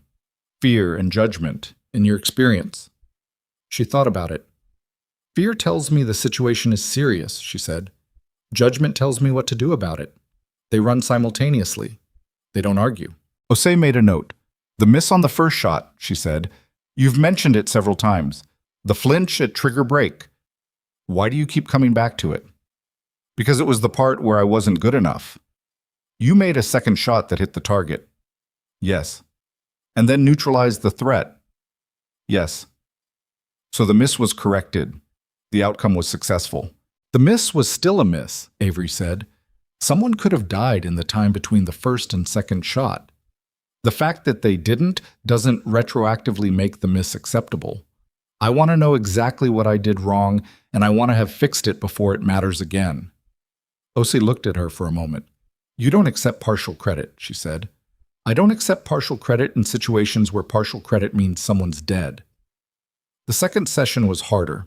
Ose spent the first 40 minutes on the subject of identity, the specific self-concept that Avery had constructed around being a medic, the function that identity served, what it had given her, and what maintaining it had cost. It was the kind of conversation that stripped away the operational and procedural layers and asked about the person underneath, and Avery found herself in less familiar territory. "You said in your testimony that you wanted your work to be one thing," Ose said. "One clean thing." "Yes." "What would it have meant if it was 2 things?" She sat with the question. "That I didn't choose," she said finally, "that I was still—" She stopped. "My father was a man who killed people in service of protecting other people. He was also a man who taught me that those 2 things were connected, not opposed. I understood that intellectually. I spent a long time not wanting to live it. Because living it was harder. She met Osei's eyes. It's harder to carry both things. It's easier to put one down. And now? Now I've picked it back up and I can't put it down again. She paused. I'm not sure I want to. Osei wrote for a moment. The day your father died, she said, without particular emphasis. Do you think about it in connection with this? The question landed differently than the others. Not in the way you might expect, Avery said. How then? He died between one heartbeat and the next. No warning, no enemy, just gone. She was quiet for a moment. When Cole's heart stopped, I knew what I was working with. I knew the physiology of what was happening and what the intervention required and what the odds were. That's not comfort exactly, but it's competence. It was something I could use. She stopped. My father died, and there was nothing I could do.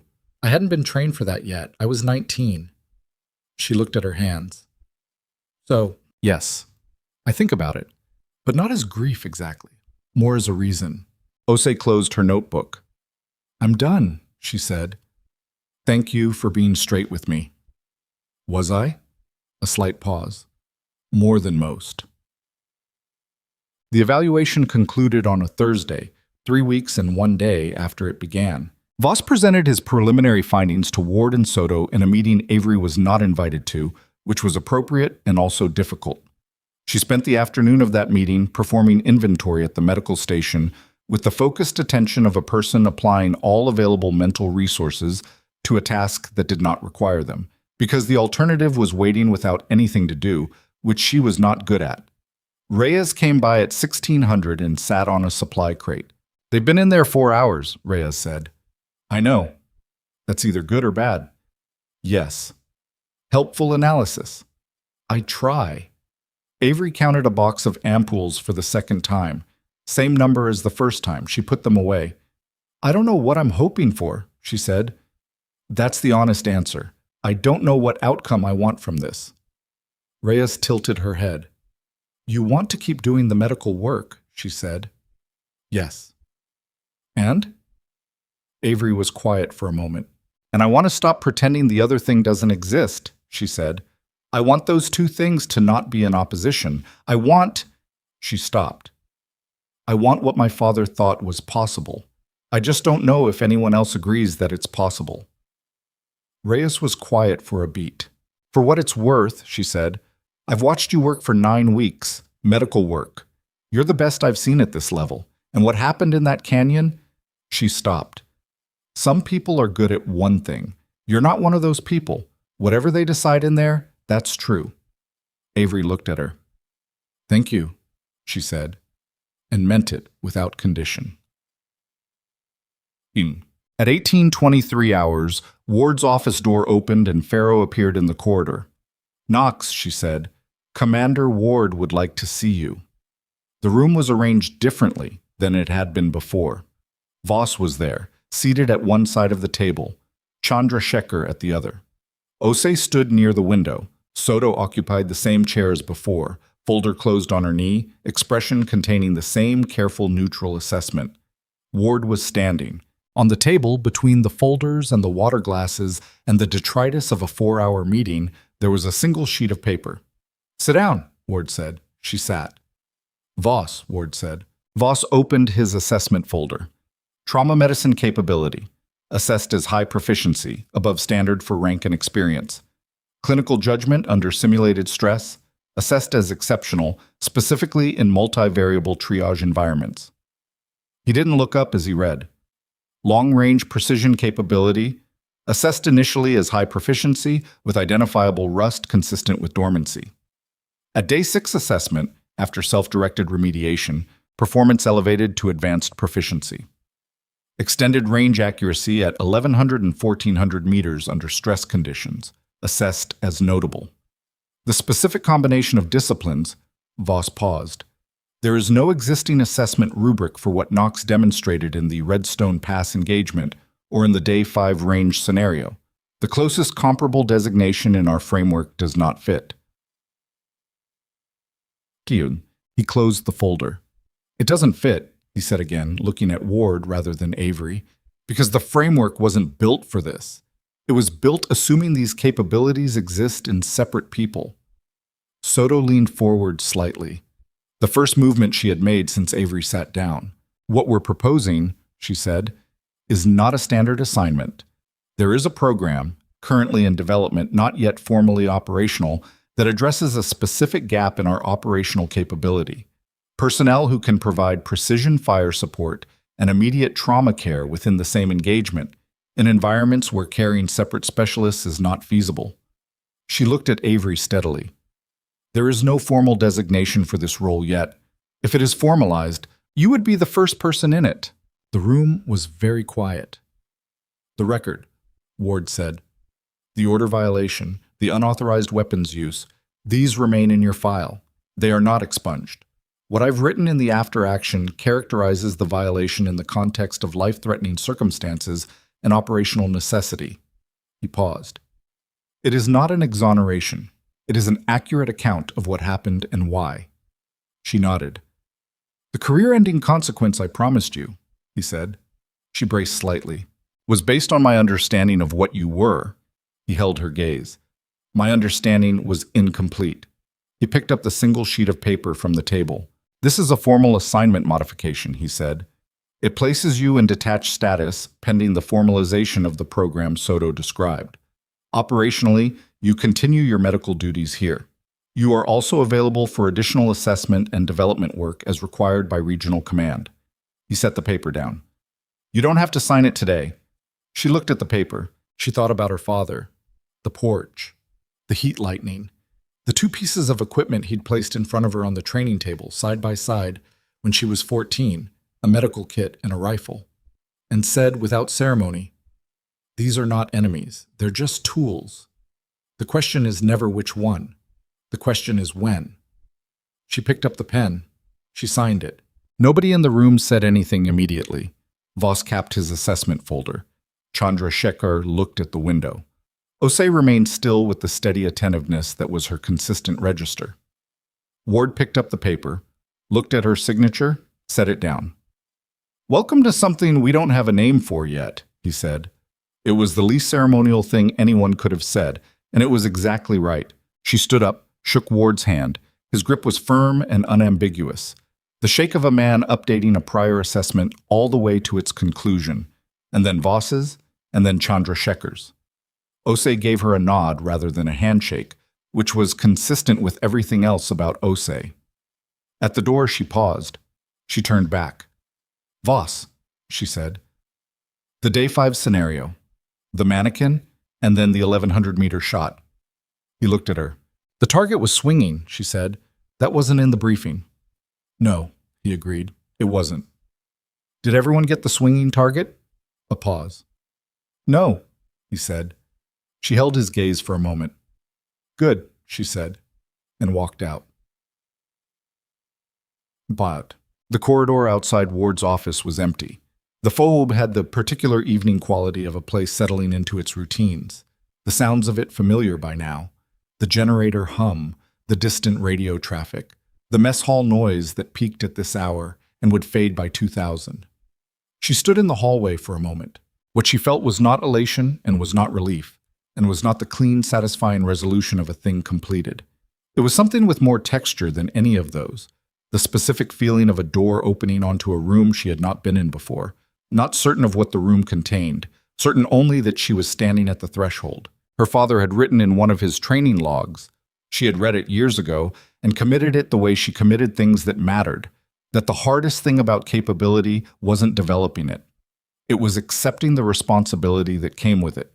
Because once you knew what you could do, the question of whether to use it became a question you had to answer over and over, every time the conditions arose, for the rest of your life. She understood that now in a way she hadn't at 19. She walked toward the medical station because there was inventory to finish, and she was on call until 2200, and the work continued regardless of what else was happening. And the work was the thing she had always come back to, the constant, the thing that held. Above the FOB, the sky was going dark from the east. the last light holding in the west in long bands of orange and red that had no interest in any human drama and would have looked exactly the same from this canyon for 10,000 years before anyone was here to notice them. She noticed them. Then she pushed open the medical station door and went back to work. The inventory didn't finish itself. She worked through the evening with the methodical focus that the medical station required, and the rest of her life currently did not provide, counting ampules and restocking dressing kits and updating the controlled substance log with the careful handwriting that Lieutenant Fitch always commented on. He had neat handwriting himself and considered it a professional virtue, which was one of the few things about him she found genuinely likable. At 2100, she made a final check of the station's refrigerated storage, confirmed the temperature logs, and locked the controlled access cabinet. At 2147, she sat down on the supply crate that had become, over 9 weeks, her unofficial thinking chair, and looked at the wall. She had signed the paper. She was detached pending formalization of a program that did not yet have a name, operating in a role that did not yet have a designation, having demonstrated a capability she had spent 11 years not demonstrating. Her father would have found this funny, not the cruelty of it, not the 11 wasted years if they were wasted, which she wasn't sure, but the shape of it. The way a person could run from something for a decade and find it waiting patiently on the other side of a canyon ambush. She turned off the station lights at 2200, walked back to her quarters, and slept without dreaming, which was a mercy she accepted without examining too closely.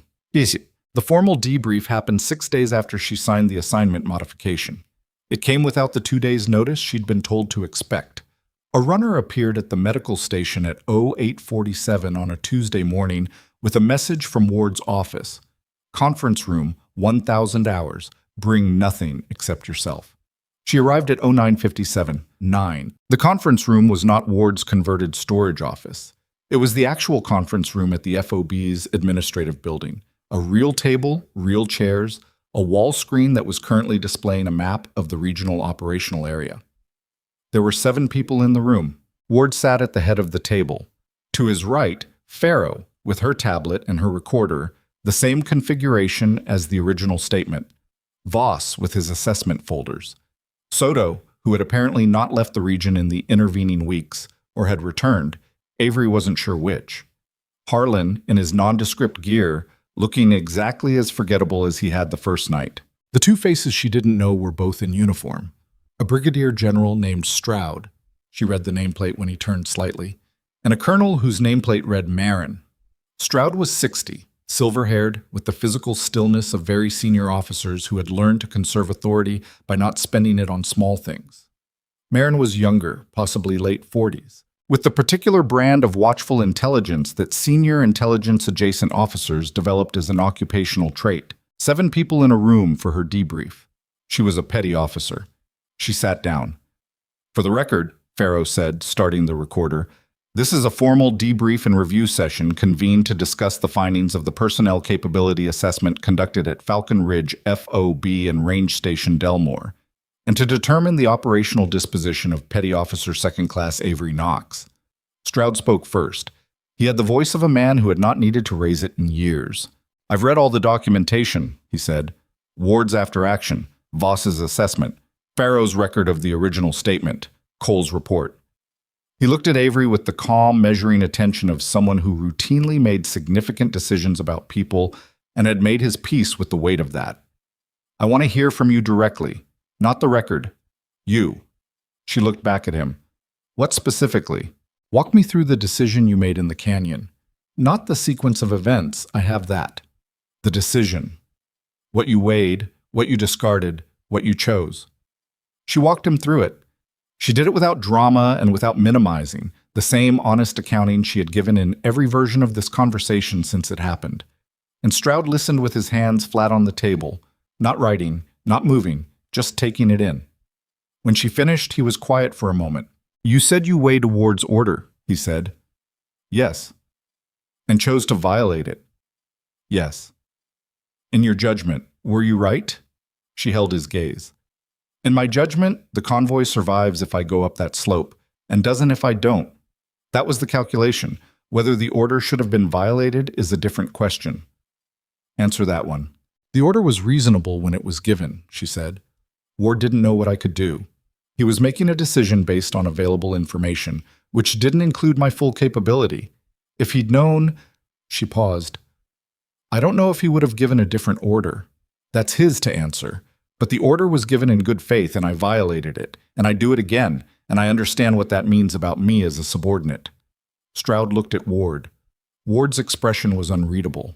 It means you're a problem, Stroud said, in specific, bounded ways, which is not necessarily disqualifying depending on what we're building. He sat back. Marin. Colonel Marin opened a folder.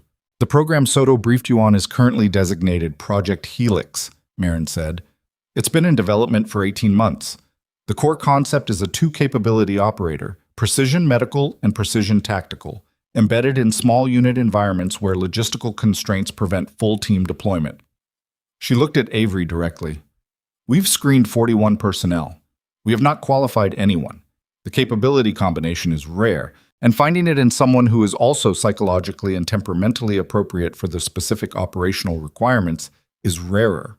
Avery absorbed that without expression. You were not screened, Marin continued. You were identified by circumstance, which is, historically, how the most useful personnel tend to surface. She paused. Voss's assessment placed you at advanced proficiency in precision shooting after a 6-day remediation period following 11 years of dormancy. Chandrasekhar placed your trauma capability above standard. Ose's psychological assessment, she glanced at Voss, who had no visible reaction, is classified at a level I can summarize but not read directly. The summary is operationally sound, atypical decision-making framework, no disqualifying factors. Atypical, Avery said. You make decisions by a process that prioritizes outcome accuracy over procedural compliance, Marin said. That's not a criticism in this context. It's a description. Stroud leaned forward slightly. There is a conversation to have about what comes next, he said. We will have it. But first, he looked around the table. There are people in this room who have concerns about proceeding. I want those concerns on the record before we discuss the program. Pharaoh's recorder was running. The silence lasted about 4 seconds before Ward spoke. My concern, he said, is operational integration. Knox has demonstrated the capability. She has not operated in any context where both capabilities were required simultaneously in an actual mission. One range scenario and one combat incident. He stopped. One combat incident where she was not authorized, was not prepared, and made it work through ability and circumstance. That is not the same as a trained operator functioning within a defined operational framework. Agreed, Stroud said. What else? Harlan spoke from his position near the wall. The concealment issue, he said, with the flat neutrality of someone noting a fact rather than making an accusation. 11 years of undisclosed capability. The question of whether that represents a judgment problem versus a personal choice has not been fully resolved in my assessment. Avery looked at him. You want to ask me directly? She said. Harlan almost smiled. Did you conceal it to protect yourself, or did you genuinely believe you were done with it? I genuinely believed I was done with it, she said. I was wrong. Whether being wrong about my own motivations represents a judgment problem is a question I can't answer objectively. That's a more honest answer than I expected. I'm aware that dishonesty here would be stupid. A brief silence. My concern, Marin said, is scope management. If this program is formalized, Knox operates under a defined mandate. The mandate includes specific circumstances under which each capability is authorized. The Redstone incident happened outside any mandate. Inside a mandate, the question is whether she can operate within defined boundaries rather than making autonomous calls. Avery looked at her. Can you, Marin asked, within a mandate I've been given and understand? Yes. She paused. In a situation where the mandate is insufficient for what's actually happening, I honestly don't know. I'd like to think I'd seek authorization. I think what actually happens depends on the specific situation. Marin made a note. That's not a reassuring answer, she said. It's an accurate one. Stroud looked at her for a long moment. It is, he said, which is why I'm not dismissing it. He turned to Soto, Deputy Director. Soto set the folder on the table and folded her hands on top of it. The program has a slot, she said. One slot currently because we have one candidate who meets the minimum threshold for both capability categories. The slot requires Knox to complete a formal training program of 16 weeks duration, covering tactical integration, mandate structure, rules of engagement under the dual capability framework, and advanced range work to bring the shooting proficiency to the operational standard we require. She looked at Avery. At the completion of that training, there is a qualification exercise. If she passes, the slot formalizes. If she doesn't, we reassess. Where's the training conducted? Avery asked. Redcliffe, Soto said. The word landed in the room. Redcliffe, her father's facility. The desert outside the town where she had learned to read wind before she could legally drive. The ridge line where she had fired a .50 caliber round for the first time and bled from her own scope and been told to correct the flinch. She kept her expression neutral. Coincidence? She asked. The facility is the most appropriate for the range work required, Soto said. It has the elevation variation and distance capability we need. It also... She paused briefly. Your father's training logs are archived there. There is material in those logs that the evaluation team believes would be useful in your preparation. The room was very quiet. He filed detailed notes, Harlan said from the wall.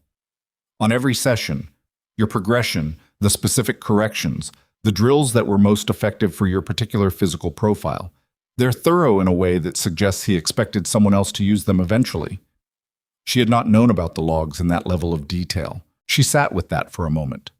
The specific feeling of something her father had prepared without her knowledge, a kind of retroactive care, operating forward across years in his own death, waiting for a use that had now arrived. I'll go, she said. You haven't heard the full terms yet, Ward said. The terms are, complete the training, pass the qualification exercise, operate within the mandate. She looked around the table. What else would there be? Stroud almost smiled. The rank modification, Ward said. He was watching her with the expression she'd seen in the canyon. Recalibration, ongoing. The program's slot carries a different designation than your current rating. If you qualify, you come out as an E6 with a modified specialty code that doesn't currently exist in the standard table of organization. I'm not doing it for the rank. I know, Ward said, but it's in the terms. The conversation after the formal part of the debrief was less structured and, in some ways, harder. Stroud asked her to stay while the others cleared the room, and for 15 minutes it was just the two of them and the regional map on the wall screen and the particular quality of a conversation between two people of very different rank and experience who were, for a specific moment, just two people talking. How old were you when your father died? Stroud asked. 19. And you carried what he taught you for 11 years without using it. Yes. That's a significant discipline. It didn't feel like discipline, she said. It felt like a decision I'd made that I was going to live by. Stroud looked at the map. The regional area spread across the screen in topographical detail. The Black Mesa corridor visible, Redstone Pass, a labeled notch in the ridge system. I had a conversation with Voss, he said, not looking away from the map. He said, and I'm telling you this because I think you should know, that in 30 years of assessment work, he has seen the individual capabilities you demonstrated perhaps a dozen times each. The combination, in one person, functional simultaneously under stress. He paused. He said twice. She looked at the back of his head. Twice in 30 years, he continued. The first was a special forces operator who was medically retired in his early 40s. The second is you. He turned back to face her. Voss is not given to overstatement. I want you to understand what you're actually carrying. She sat with that. I understand I have a capability, she said finally. What I'm still working out is what I owe because of it. Stroud nodded. That's the right question, he said. It means you're thinking about it the right way. He stood. 16 weeks at Redcliffe. Voss will run the program. He requested the assignment. Why? Because he wants to see what you become when you're actually trained for this, instead of improvising. Stroud moved toward the door. He's not wrong to be curious. She stood. General, she said. He stopped. The people in that room who had concerns, Ward, Marin, Harlan, they were right to have them. I want that on the record. He looked at her. It's on the record, he said. He left. She stood alone in the conference room for a minute, looking at the map on the wall, at the place on the map where Redstone Pass was marked, at the routes that led into and out of the canyon. Then she walked out into the FOB and went to find Reyes. Tug. Reyes was where Reyes usually was at mid-morning, at the vehicle maintenance bay, drinking coffee she'd gotten from somewhere better than the mess, watching Corporal Wiley argue with a mechanic about the cracked exhaust manifold on a truck that Avery recognized as the one that had been irritating her since her first week. "They're fixing it," Reyes said without turning around. "Finally!" "Good," Avery said. Reyes looked at her. Read whatever was on her face with the efficiency of a person who had spent years reading faces in high-stakes environments. "How'd it go?" "I'm going to Redcliffe," Avery said. 16 weeks. Training program." Reyes was quiet for a moment. "For the program they haven't named yet." "Project Helix, apparently." Reyes drank her coffee. "When?" 2 weeks. Reyes nodded slowly. The mechanic had won the argument, apparently, because Wiley was walking away from the exhaust manifold truck with the body language of someone who had lost on principle but accepted the outcome. "You okay with it?" Reyes asked. Avery thought about it honestly. "I don't know yet," she said. "I keep thinking I should feel more resolved about it. Every time something concludes, it just opens into the next thing." "That's what progress feels like," Reyes said. "You were expecting closure." "Apparently." "Closure is for people who stop." Reyes handed her the coffee cup. "Finish this. It's actually good." Avery drank it. It was, in fact, good. She handed the cup back. "How'd you get real coffee on this FOB?" "I have a source." "I've been here 10 weeks, and I've been drinking the mess pot." "You never asked," Reyes said simply. The 2 weeks before Redcliffe were busy in a way that felt purposeful rather than manufactured. Ward gave her a formal transitional assignment. She spent the first week writing documentation on the convoy incident, not the tactical account she'd already given multiple times, but a medical account.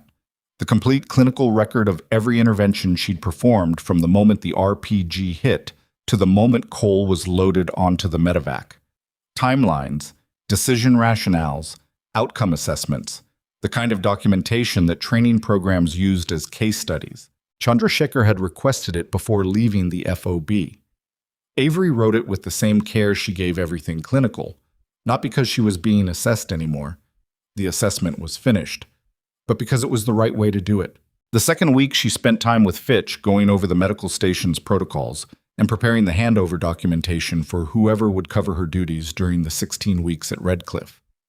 Fitch, who had been carefully neutral throughout the preceding weeks, maintaining the professional distance of a supervisor whose subordinate was involved in something above his classification level, unbent slightly on the last day. "For what it's worth," he said, reviewing her handover documentation with the meticulous attention he applied to everything. "This is the cleanest station documentation I've seen in 4 years at this post." "Thank you, sir. I'm not saying it to be kind." He set the papers down. "I'm saying it because whoever covers this station will know exactly what they're working with, which is a gift you're giving them, whether you intend it that way or not." He looked at her. "The work you do, the care you put into the ordinary parts of it, that's what the rest of it rests on. Don't let anyone make you think the big moments are the real thing. The real thing is this." He touched the documentation. She thought about that for a long time afterward. Cole called again on her last full day at Falcon Ridge. The shoulder surgery had gone well, he said, and he said it in the specific flat way of people reporting good medical news they feel they don't deserve. The cardiac workup had identified the arrhythmia clearly, and it was manageable. Medication, monitoring, lifestyle modifications that he cataloged with the resigned tone of a man accepting conditions he didn't choose. "They're talking about a desk assignment," he said. "How do you feel about that?" A pause. "Terrible," he said, which is probably the honest answer. "Yes. I'm 44. I've been doing this since I was 22. A desk is—" He stopped. "It's not nothing. It's just not this. It might not be permanent." "Might not," he agreed without conviction. Then, shifting, "I heard you're going to Redcliffe."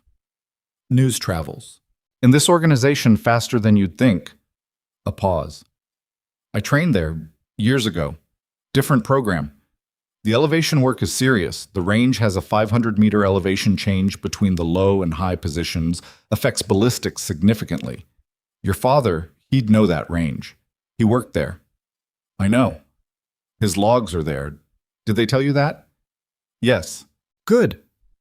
Cole was quiet for a moment. When you get there, ask them to show you the primary training journal. Not the session logs. Those are individual days. The primary journal. It's a different document. He kept it throughout his instruction career, observations on what worked, what didn't, why certain students progressed faster than others. A pause. He wrote about you. Not by name, but there's a section on a secondary trainee that the archivist couldn't identify until recently.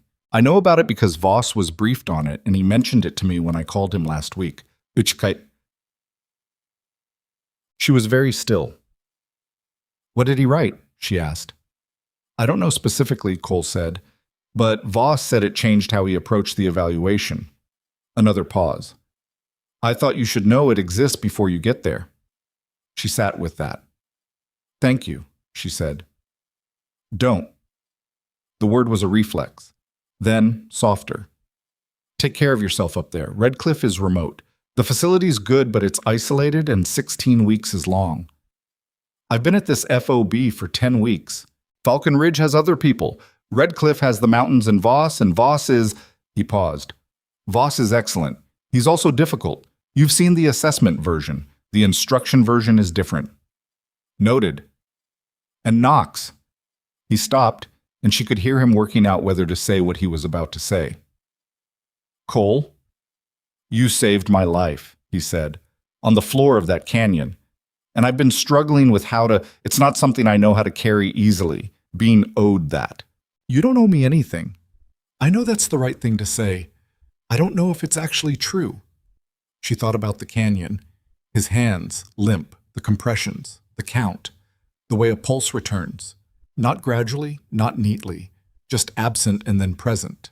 A line crossed rather than a slope climbed. My father died between one heartbeat and the next, she said, and I couldn't do anything. I wasn't trained yet. So what happened in that canyon? She stopped. That was for him as much as for you, probably. Maybe that doesn't make sense. Silence on the line. It makes sense, Cole said. Then we're square, she said. He was quiet for a long moment. Yeah, he said finally. Okay. On. She left Falcon Ridge at 600 on a clear morning that smelled like the desert in the hour before the heat established itself. A clean, cool quality that she had come to associate with this specific landscape, different from the Nevada desert where she'd grown up, but recognizable in the way that all desert mornings were recognizable, as if the same quality of light and air existed across the whole category of arid terrain. Reyes was at the vehicle bay when she loaded her gear. I hate goodbyes, Reyes said. This isn't a goodbye, Avery said. I'm coming back. You don't know that. I'm coming back, Avery said again. Not to reassure, just because it was true. Reyes handed her a folded piece of paper. My contact info, she said. All of them. Personal email, personal cell, the secure channel I check once a week. If anything goes wrong at Red Cliff or with the program, or with any of it, you use one of those. Avery took the paper. And if nothing goes wrong, then use them anyway because I want to know how it's going. Reyes's expression moved briefly into something that was about as close to openly emotional as Avery had seen from her. You're a good medic. You're going to be a good, whatever they're calling this. Don't. She stopped. Don't let them make you into something that doesn't have the other thing in it. The medical part. That's the center of you. Whatever else they add, keep that at the center. Avery folded the paper and put it in her vest pocket. I know, she said.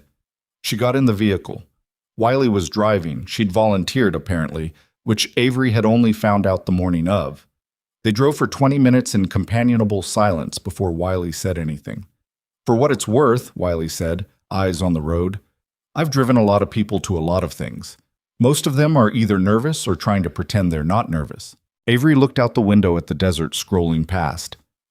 And me? She asked. You look like you're going somewhere you've been before, Wiley said. Avery thought about that. Red Cliff. The range. Her father's footprints in the high desert, visible if you knew where to look. The primary journal, waiting in an archive, with a section she hadn't read yet about a secondary trainee whose name no one had been able to identify until recently. "I am," she said. The road unrolled ahead of them through the black volcanic terrain, wide and empty and pointing north, and Avery Knox settled into the seat and watched the landscape change, and thought about what it meant to go back to the place where you first learned what you were capable of, and to arrive as something different from the person who left. The sun climbed behind them as they drove, casting long shadows westward, and the day opened up clear and hot, and full of whatever was coming next. Redcliffe looked smaller than she remembered. That was the first thing, the way the town at the base of the range had contracted in the 12 years since she'd last seen it, or seemed to have contracted, which was the same thing in practical terms. The main street had a hardware store and a diner and a feed supply that had been there when she was a teenager and were still there now, unchanged in any visible way. The kind of permanence that small desert towns maintained partly through stubbornness and partly through having no particular incentive to become anything different. Wiley drove through without stopping. The range facility was 7 miles north of town, up a graded road that climbed steadily through scrub and rock into the higher terrain, where the elevation changes Cole had mentioned became visible in the landscape, the way the desert floor fell away below as the road climbed, revealing distance and stages, the horizon stepping back and back until it was very far away and the sky above it very wide. She had made this drive with her father every training weekend for 6 years. The gate was different. New hardware, new camera systems, a guard post that hadn't existed before. But the facility buildings beyond it were largely unchanged. The main structure, low and functional, built from the same dark stone as the surrounding terrain, and the 2 range buildings further back. And beyond those, the open land stretching toward the high ridge line where the elevation work happened. Voss was waiting in the main building when they arrived. He looked at her with the same calibrating quality he'd had at Falcon Ridge, and then looked at the transport vehicle, and then back at her. "Did you bring everything you need?" he asked. "Yes." 16 weeks is a long time. I've been on longer deployments. He nodded once and led her inside.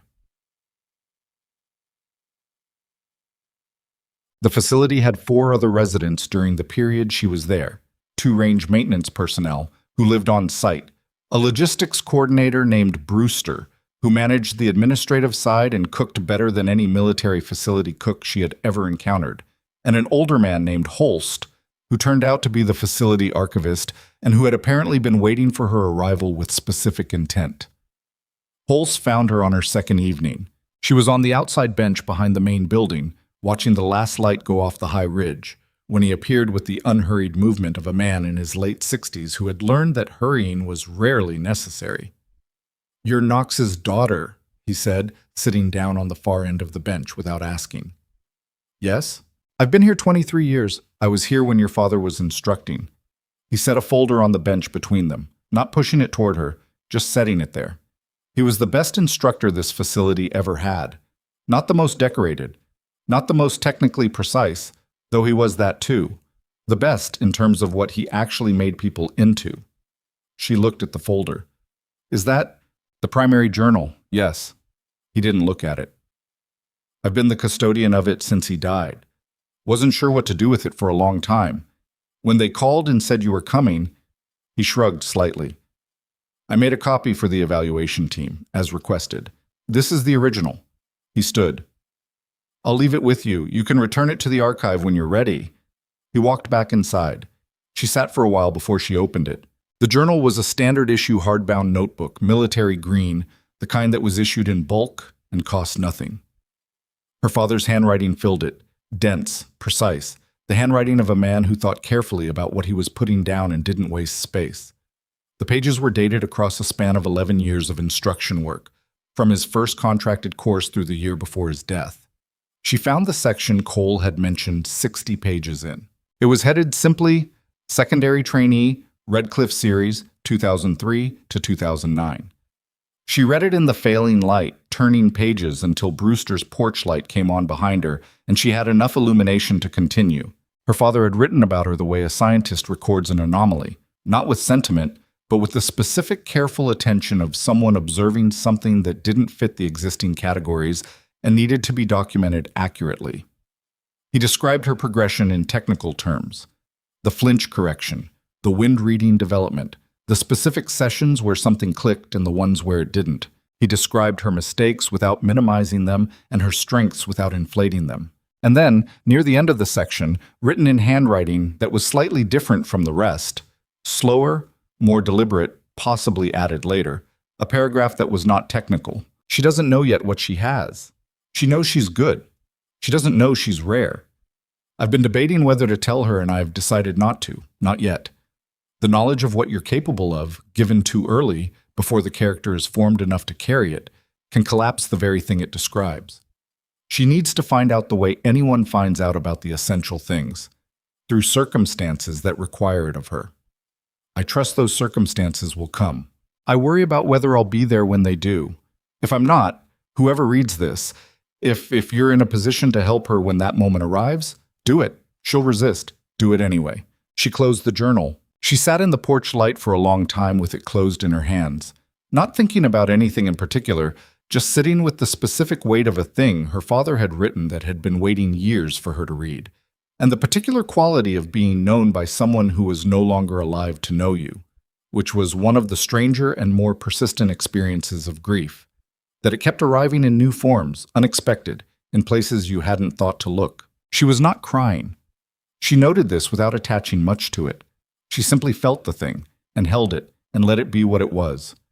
After a while she stood up, put the journal inside her jacket against her chest, and went inside for dinner. Voss ran a hard program. She had expected that. What she hadn't entirely anticipated was the specific quality of his instruction, the way he taught, which was nothing like the evaluation and everything like what Cole had warned her about. The assessment version of Voss had been a careful, neutral observer. The instruction version was something else, demanding, precise, occasionally merciless about the gap between what she could do and what the program required her to do, and completely without interest in how she felt about that gap, except insofar as her feelings about it affected her performance. The first 2 weeks were foundational. Range work at progressive distances, medical scenarios in the facility's simulation room, physical conditioning that she was in reasonable shape for, but which Voss calibrated upward in the second week in response to her being in reasonable shape for it. In the evening, she read her father's journal. Not the section about her. She had read that 3 times and committed it. But the rest of it, the observations about other students, the notes on instruction technique, the places where he had written about the principles of what he was teaching. There was a quality to those pages that she found useful in a way she couldn't entirely articulate, like having a map of the territory she was moving through, drawn by someone who knew it well. Voss noticed she was reading something consistently and asked about it in week 3. She told him what it was. He was quiet for a moment. "Has it been useful?" he asked. "Yes." "How?" She thought about it. "He was trying to make people into something specific," she said, "not just technically proficient. He wanted—" She stopped. He wanted people who understood the relationship between the two things, the medical and the tactical. He kept writing about it, how they are not opposed, how the resistance to holding both comes from a failure of imagination, not a genuine conflict. Voss looked at her. "He was right," Voss said, "which is why this program is hard to fill. Most people can't make that imaginative adjustment. They collapse one into the other." He paused. "You don't. I don't know if that's training or temperament." "Both," she said. "Probably." Week 6 was when the real difficulty arrived. The qualification exercise parameters were disclosed to her formally by Voss in the 6th week, a single full mission scenario running approximately 4 hours, in which she would be required to provide precision overwatch for a simulated small unit operating in the high terrain above the facility, respond to a casualty event mid-mission without breaking the tactical situation, and then complete the overwatch engagement before extraction. The specific challenge was the simultaneous requirement, not sequential, not finish the shooting, then do the medicine, then return to shooting, simultaneously managing the tactical situation while a person was dying 20 meters from her firing position. "That's the test," Voss said. "Not whether you can do both. Whether you can do both at the same time without either one suffering below the operational threshold." "What's the operational threshold?" "For medicine, the casualty survives to extraction. For precision work, no friendly casualties from the simulated threat environment during the window when you're treating the casualty." He paused. Both must be met. 1 out of 2 is a failed qualification. She spent that evening thinking about the canyon. The moment she'd left the Barrett on the ridge to run down to Cole. The fact that there had been a remaining threat, the RPG team, which she hadn't neutralized yet, during the time she was performing CPR. The way that had worked out, the RPG team had not fired during that window, partly by chance, partly because the loss of the other positions had made them cautious. Chance was not a qualification criterion. She went to find Voss after dinner. He was in the range building, reviewing something at his desk, and looked up when she came in with the expression of a man who was not surprised she was there. "The canyon," she said, sitting across from him. "I left the rifle mid-mission, went to Cole. There was a live threat still active." "Yes." "I got away with it because the RPG team didn't fire during that window. That was partially luck." "Yes." "The qualification exercise doesn't allow for luck." "No." He set down what he was reading. "What are you asking me? How do you manage both without leaving the rifle?" "You don't always," Voss said. "Sometimes you leave the rifle. The discipline is knowing when the medical situation is urgent enough to justify the tactical gap and when it isn't." He held her gaze. In the canyon, Cole's cardiac event was immediately life-threatening. The RPG threat, while present, had a longer action timeline. You made the right call. The luck was that your assessment of the timeline was accurate. And if it wasn't, then people died. That's the arithmetic of the job. He said it without apology. The qualification exercise is designed to present a situation where both can be managed simultaneously. It's a specific scenario. Real operations are more variable. What the exercise tests is whether you can hold both things in your attention at the same time, not whether you'll always succeed. She sat with that. "The simultaneous management," she said. "How?" Voss leaned back. "Your father wrote about this," he said, "in the primary journal. Week 7, I believe." She went back to the journal that night. Week 7 of the primary journal. Her father writing about a principle he called divided presence. The capacity to maintain operational awareness in 2 domains simultaneously by treating them not as competing priorities, but as parallel tracks requiring different frequencies of attention. The analogy he used was a musician playing 2 instruments, not switching between them, but developing the ability to operate both from different regions of trained response, so that neither required full conscious attention and each could receive it rapidly when needed. She read it 3 times. Then she went to the range and spent 2 hours in the dark practicing the transition, not sequential, but parallel, maintaining scope picture while her hands moved through the treatment sequence on a medical kit placed beside the firing position, training the 2 domains to coexist in her operational attention without either one shutting the other down. It was not elegant. It was, by the end of 2 hours, slightly less inelegant than when she started. The 16 weeks had a shape. Weeks 1 through 6, foundational rebuild, assessment of gaps, identification of the specific integration failure points. Weeks 7 through 10, the integration work, the parallel track discipline, the scenarios that increased in complexity and simultaneity.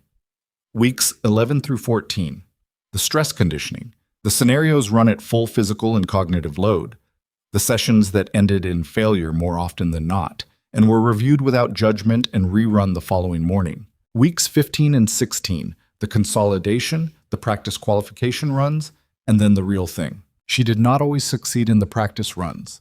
She failed the Week 11 scenario 3 times before passing it on the 4th attempt. She failed a Week 13 scenario twice, and then had a conversation with Voss about the specific failure mode. She was prioritizing the medical response slightly too early, anticipating the casualty event before it was confirmed and pulling cognitive resources from the tactical situation prematurely, and corrected it. "You're trying to prevent the casualty instead of responding to it," Voss said during the Week 13 review. "Yes. That's a medical instinct. It's correct in medicine. In this framework, it's premature." "I know. Can you suppress it?" "I can redirect it." She paused. "Prevention isn't the wrong instinct. The timing is wrong. I'm doing it before I have confirmation instead of maintaining parallel awareness until the event occurs." Voss made a note. "Your father wrote about that," he said. "I know. I've read it." He almost smiled. "Go on. The qualification exercise ran on a Thursday in week 16. 0500 start. High terrain above the facility, the ridgeline her father had used for elevation work during her childhood training, which she recognized in the specific way of places learned young, not remembered exactly but known in the body, the way the ground angled, the way the wind came off the higher formation to the north. The exercise parameters. A 4-person simulated unit operating in the terrain below her position, a threat environment represented by automated target systems, and a simulated casualty event triggered at an unspecified point within the first 2 hours. Voss observed from a secondary position with a recorder and assessment equipment. She set up her firing position at 0520. The first hour was clean. The threat environment was active, target presentations at intervals requiring engagement, moving targets, angle problems, one long-distance presentation at 1,300 meters that she solved with 2 shots, the first a ranging adjustment and the second a hit. The simulated unit moved through its assigned route without incident. At 1 hour 14 minutes, the casualty event triggered. A tone in her earpiece followed by Voss's voice. Casualty? Grid November 7, compound fracture and hemorrhage from fall. Down, non-ambulatory. 2 minutes to critical. Grid November 7 was 22 meters from her firing position. She kept her scope on the threat environment. The casualty was 22 meters away and deteriorating. The threat environment had 2 active target systems currently presenting. She engaged the 2 active targets, 4 seconds, cleared the immediate threat presentation, dropped her bag off her shoulder, and ran the 22 meters to the casualty with the Barrett still on her back. Not because she planned to shoot from a compromised position, but because leaving the rifle was a range safety violation, and leaving the tactical situation entirely was also a violation. The simulated casualty was a full-body training mannequin with active monitoring systems. She ran her assessment, compound fracture, right tibia, with arterial hemorrhage from the fracture site. The monitoring system had set it up as a serious but survivable injury with a 6-minute window before shock onset. She deployed the tourniquet to mid-thigh, packed the wound, applied the dressing with the controlled speed that came from 3 months of parallel track drilling. While she worked, the threat environment did not pause. She heard the automated target system present a new engagement. She did not look up. She finished the tourniquet application. The mannequin's monitoring system confirmed, hemorrhage controlled. She picked up the Barrett, ran back to the firing position, found the new target presentation through the scope. The target had been active for 31 seconds. In a live environment, 31 seconds of an active threat with a fire-capable system was a significant window. In this scenario, by the exercise parameters, the window had not produced a casualty. Simulated unit integrity? Intact. She engaged the target. She returned to the casualty position, confirmed the tourniquet, checked the airway, administered the simulated analgesic per protocol, activated the mannequin's extraction call. Then she went back to the firing position and ran the remaining 45 minutes of the exercise. At the conclusion, Voss's voice in her earpiece, "Stand down!" She lowered the Barrett. Her hands were not shaking. That was the thing she noticed first. Not because she expected them to shake. She had done harder things than this in the preceding 16 weeks. But because there had been a version of this moment she'd imagined months ago, after the canyon, standing in the dark with the pulse of a man she'd brought back from the edge counting under her fingers, in which she'd thought about what it would mean to be trained for this instead of improvising through it. To do it correctly. To have the architecture in place. This was what that felt like. Not triumph, not relief, something quieter. Competence, confirmed. That was all. Just that. Voss walked up from his observation position. He looked at her for a moment. Casualty survived, he said. Tactical integrity maintained. 31-second threat window was within the acceptable parameter. I know what the acceptable parameter is. Yes. He paused. You do. He held out his hand. She shook it. You passed, he said. The formal qualification documentation was filed through regional command and reached Soto's office within 48 hours. Avery knew this because Soto called her directly on the 3rd day, on the secure line in the facility's admin office, with Brewster tactfully absent and Holst watching birds from the window of the next room as if he was not listening to anything. Congratulations, Soto said, not effusive, just the word, delivered straight. Thank you. The program formalization is moving forward. There are administrative steps that will take approximately 4 weeks. During that time, you'll return to Falcon Ridge for the transition processing. Your new designation code is being created. A pause. We're calling the role Tactical Medical Specialist, Special Operations Attached. That will be the formal designation. What does the assignment look like operationally? Small unit embed, primarily special operations teams operating in low logistical environments. You function as both the unit's medical support and its precision fire capability, depending on what the situation requires. A pause. It's not a perfect job.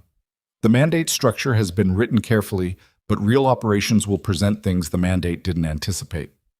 I know. Your response to those situations will require judgment. I know that too. Soto was quiet for a moment. Ward submitted a supplementary addendum to your personnel file, she said. Unsolicited. I thought you should know. Avery waited. He wrote that his initial assessment of your capability was incomplete and that the operational record should reflect this. He also wrote, Soto paused.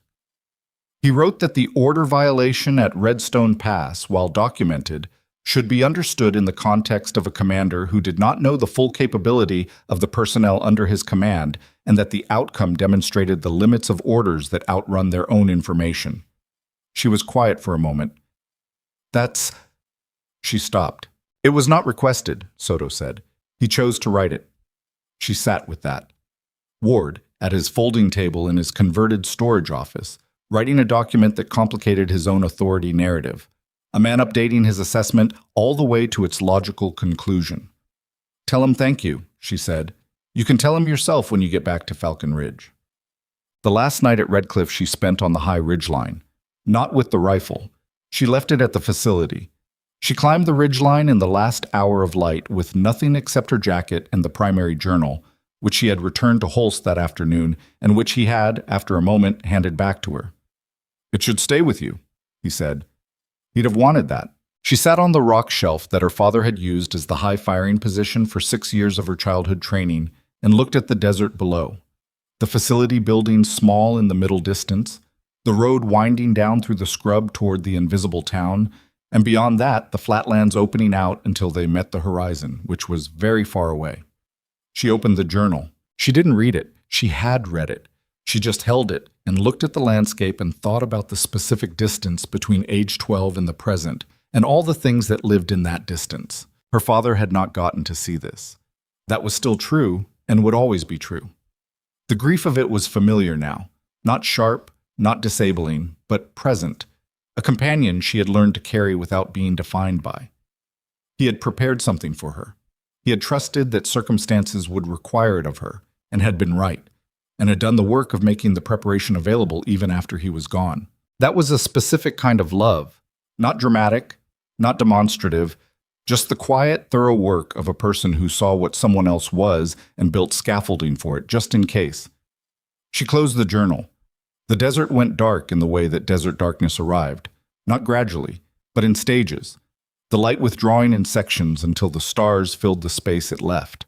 She sat until it was fully dark and the stars were fully present.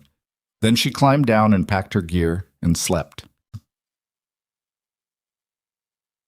She returned to Falcon Ridge on a Tuesday morning that smelled like the particular blend of diesel and dry air that she now associated with this specific FOB, in the way you come to associate specific smells with specific chapters of your life. Reyes was at the vehicle bay, not waiting, actually working, doing something with a vehicle manifest that required her attention. But she looked up when Avery's transport came through the gate and tracked it with the particular peripheral awareness of someone who had been expecting an arrival without making a formal production of expecting it. Avery got out, walked over. Reyes looked at her for a moment, read whatever was there. Well, she said. Passed, Avery said. Reyes nodded once. No performance. Just the acknowledgement of a fact. Tactical medical specialist, Avery said. That's the designation. Never heard of it. Nobody has. It didn't exist until recently. Reyes picked up the manifest she'd set down. Breakfast? She said. Yes, Avery said. They walked toward the mess together through the morning light. The formal processing took 3 weeks, as Soto had said. Ward received her in his office on the second day. Not the conference room, not a formal debrief configuration, just the two of them in the converted storage room with the folding table and the pinned map and the 2 chairs. He looked at her with the expression she had come to understand as his default when something had shifted in his assessment and hadn't yet fully settled. "Soto told me you said thank you," he said. "I meant it." He nodded, looked at the map. "The addendum was accurate, that's all." "I know. I made a decision based on incomplete information. The incomplete information was partly your responsibility. The decision was entirely mine." He looked back at her. The record should reflect both things. She held his gaze. "You didn't have to do it," she said. "The record should be accurate," he said again, like it was simple, because to him it was. "That's the only principle I'm working from." She nodded. "How's the side?" she asked. Something shifted briefly in his expression. Not irritation, something more like the involuntary response to an unexpected kindness. "Fine. Fully healed. Good." He almost said something else. Didn't. "The first assignment under the new designation," he said instead. 3 weeks out. Operational details will come through Soto's office. You'll be embedded with a 6-person team, mountain terrain, low logistical environment. He paused. Standard assignment. No reason to expect anything beyond the mandate. There's always a reason to expect things beyond the mandate. Yes, he said. There is. A pause. You're going to be good at this, he said. It cost him something to say it. She could see that. Not much, but something. The specific cost of a man who had been wrong in a certain way making the correction all the way to its conclusion. I don't know that yet, she said. I do, he said. That's the difference between your perspective and mine. Cole came to Falcon Ridge in week 3.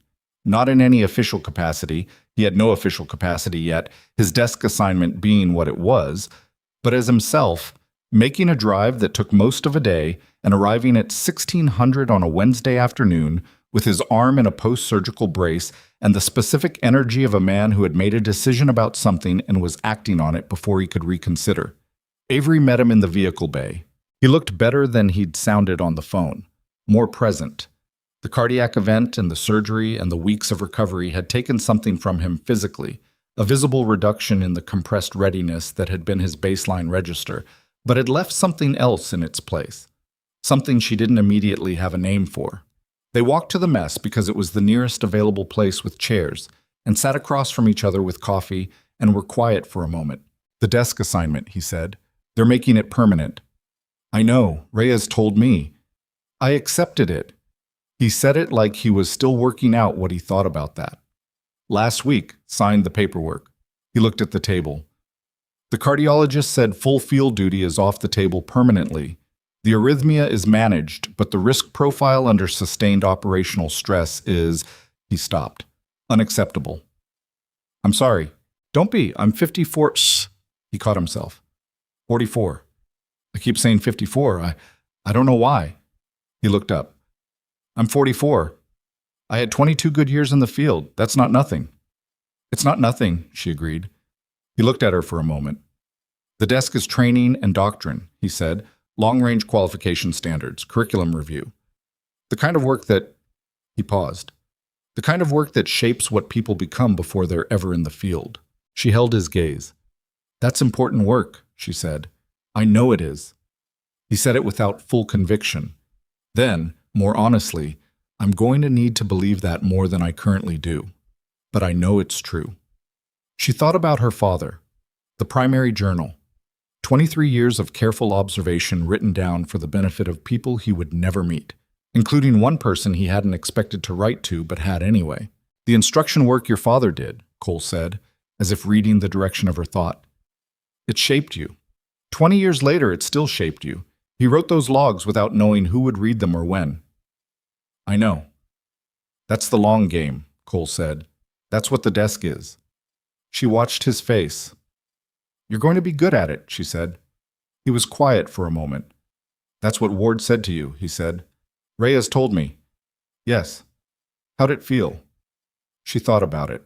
Like being seen, she said, by someone who'd been looking the other way. Cole looked at the table, nodded slowly. Yeah, he said. Okay. They finished their coffee in the quiet of the late afternoon. Two people who had been through something together and come out on different trajectories and were making their peace with both, which is most of what moving forward actually consists of. On the last day before her first operational deployment under the new designation, Avery went to the vehicle bay alone at 0530.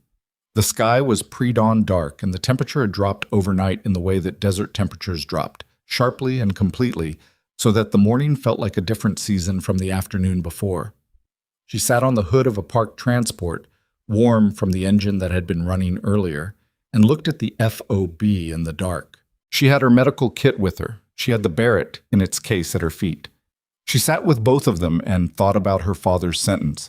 She'll resist, do it anyway, and the thing before it, I trust those circumstances will come.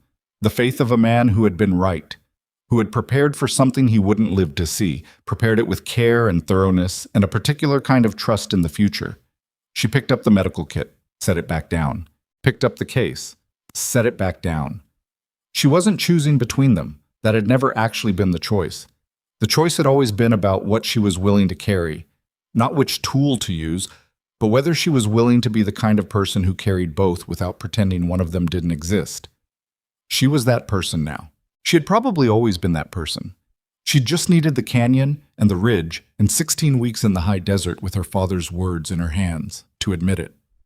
The sky began to lighten in the east, the deep blue going paler at the horizon, the stars dimming in sequence as the light returned.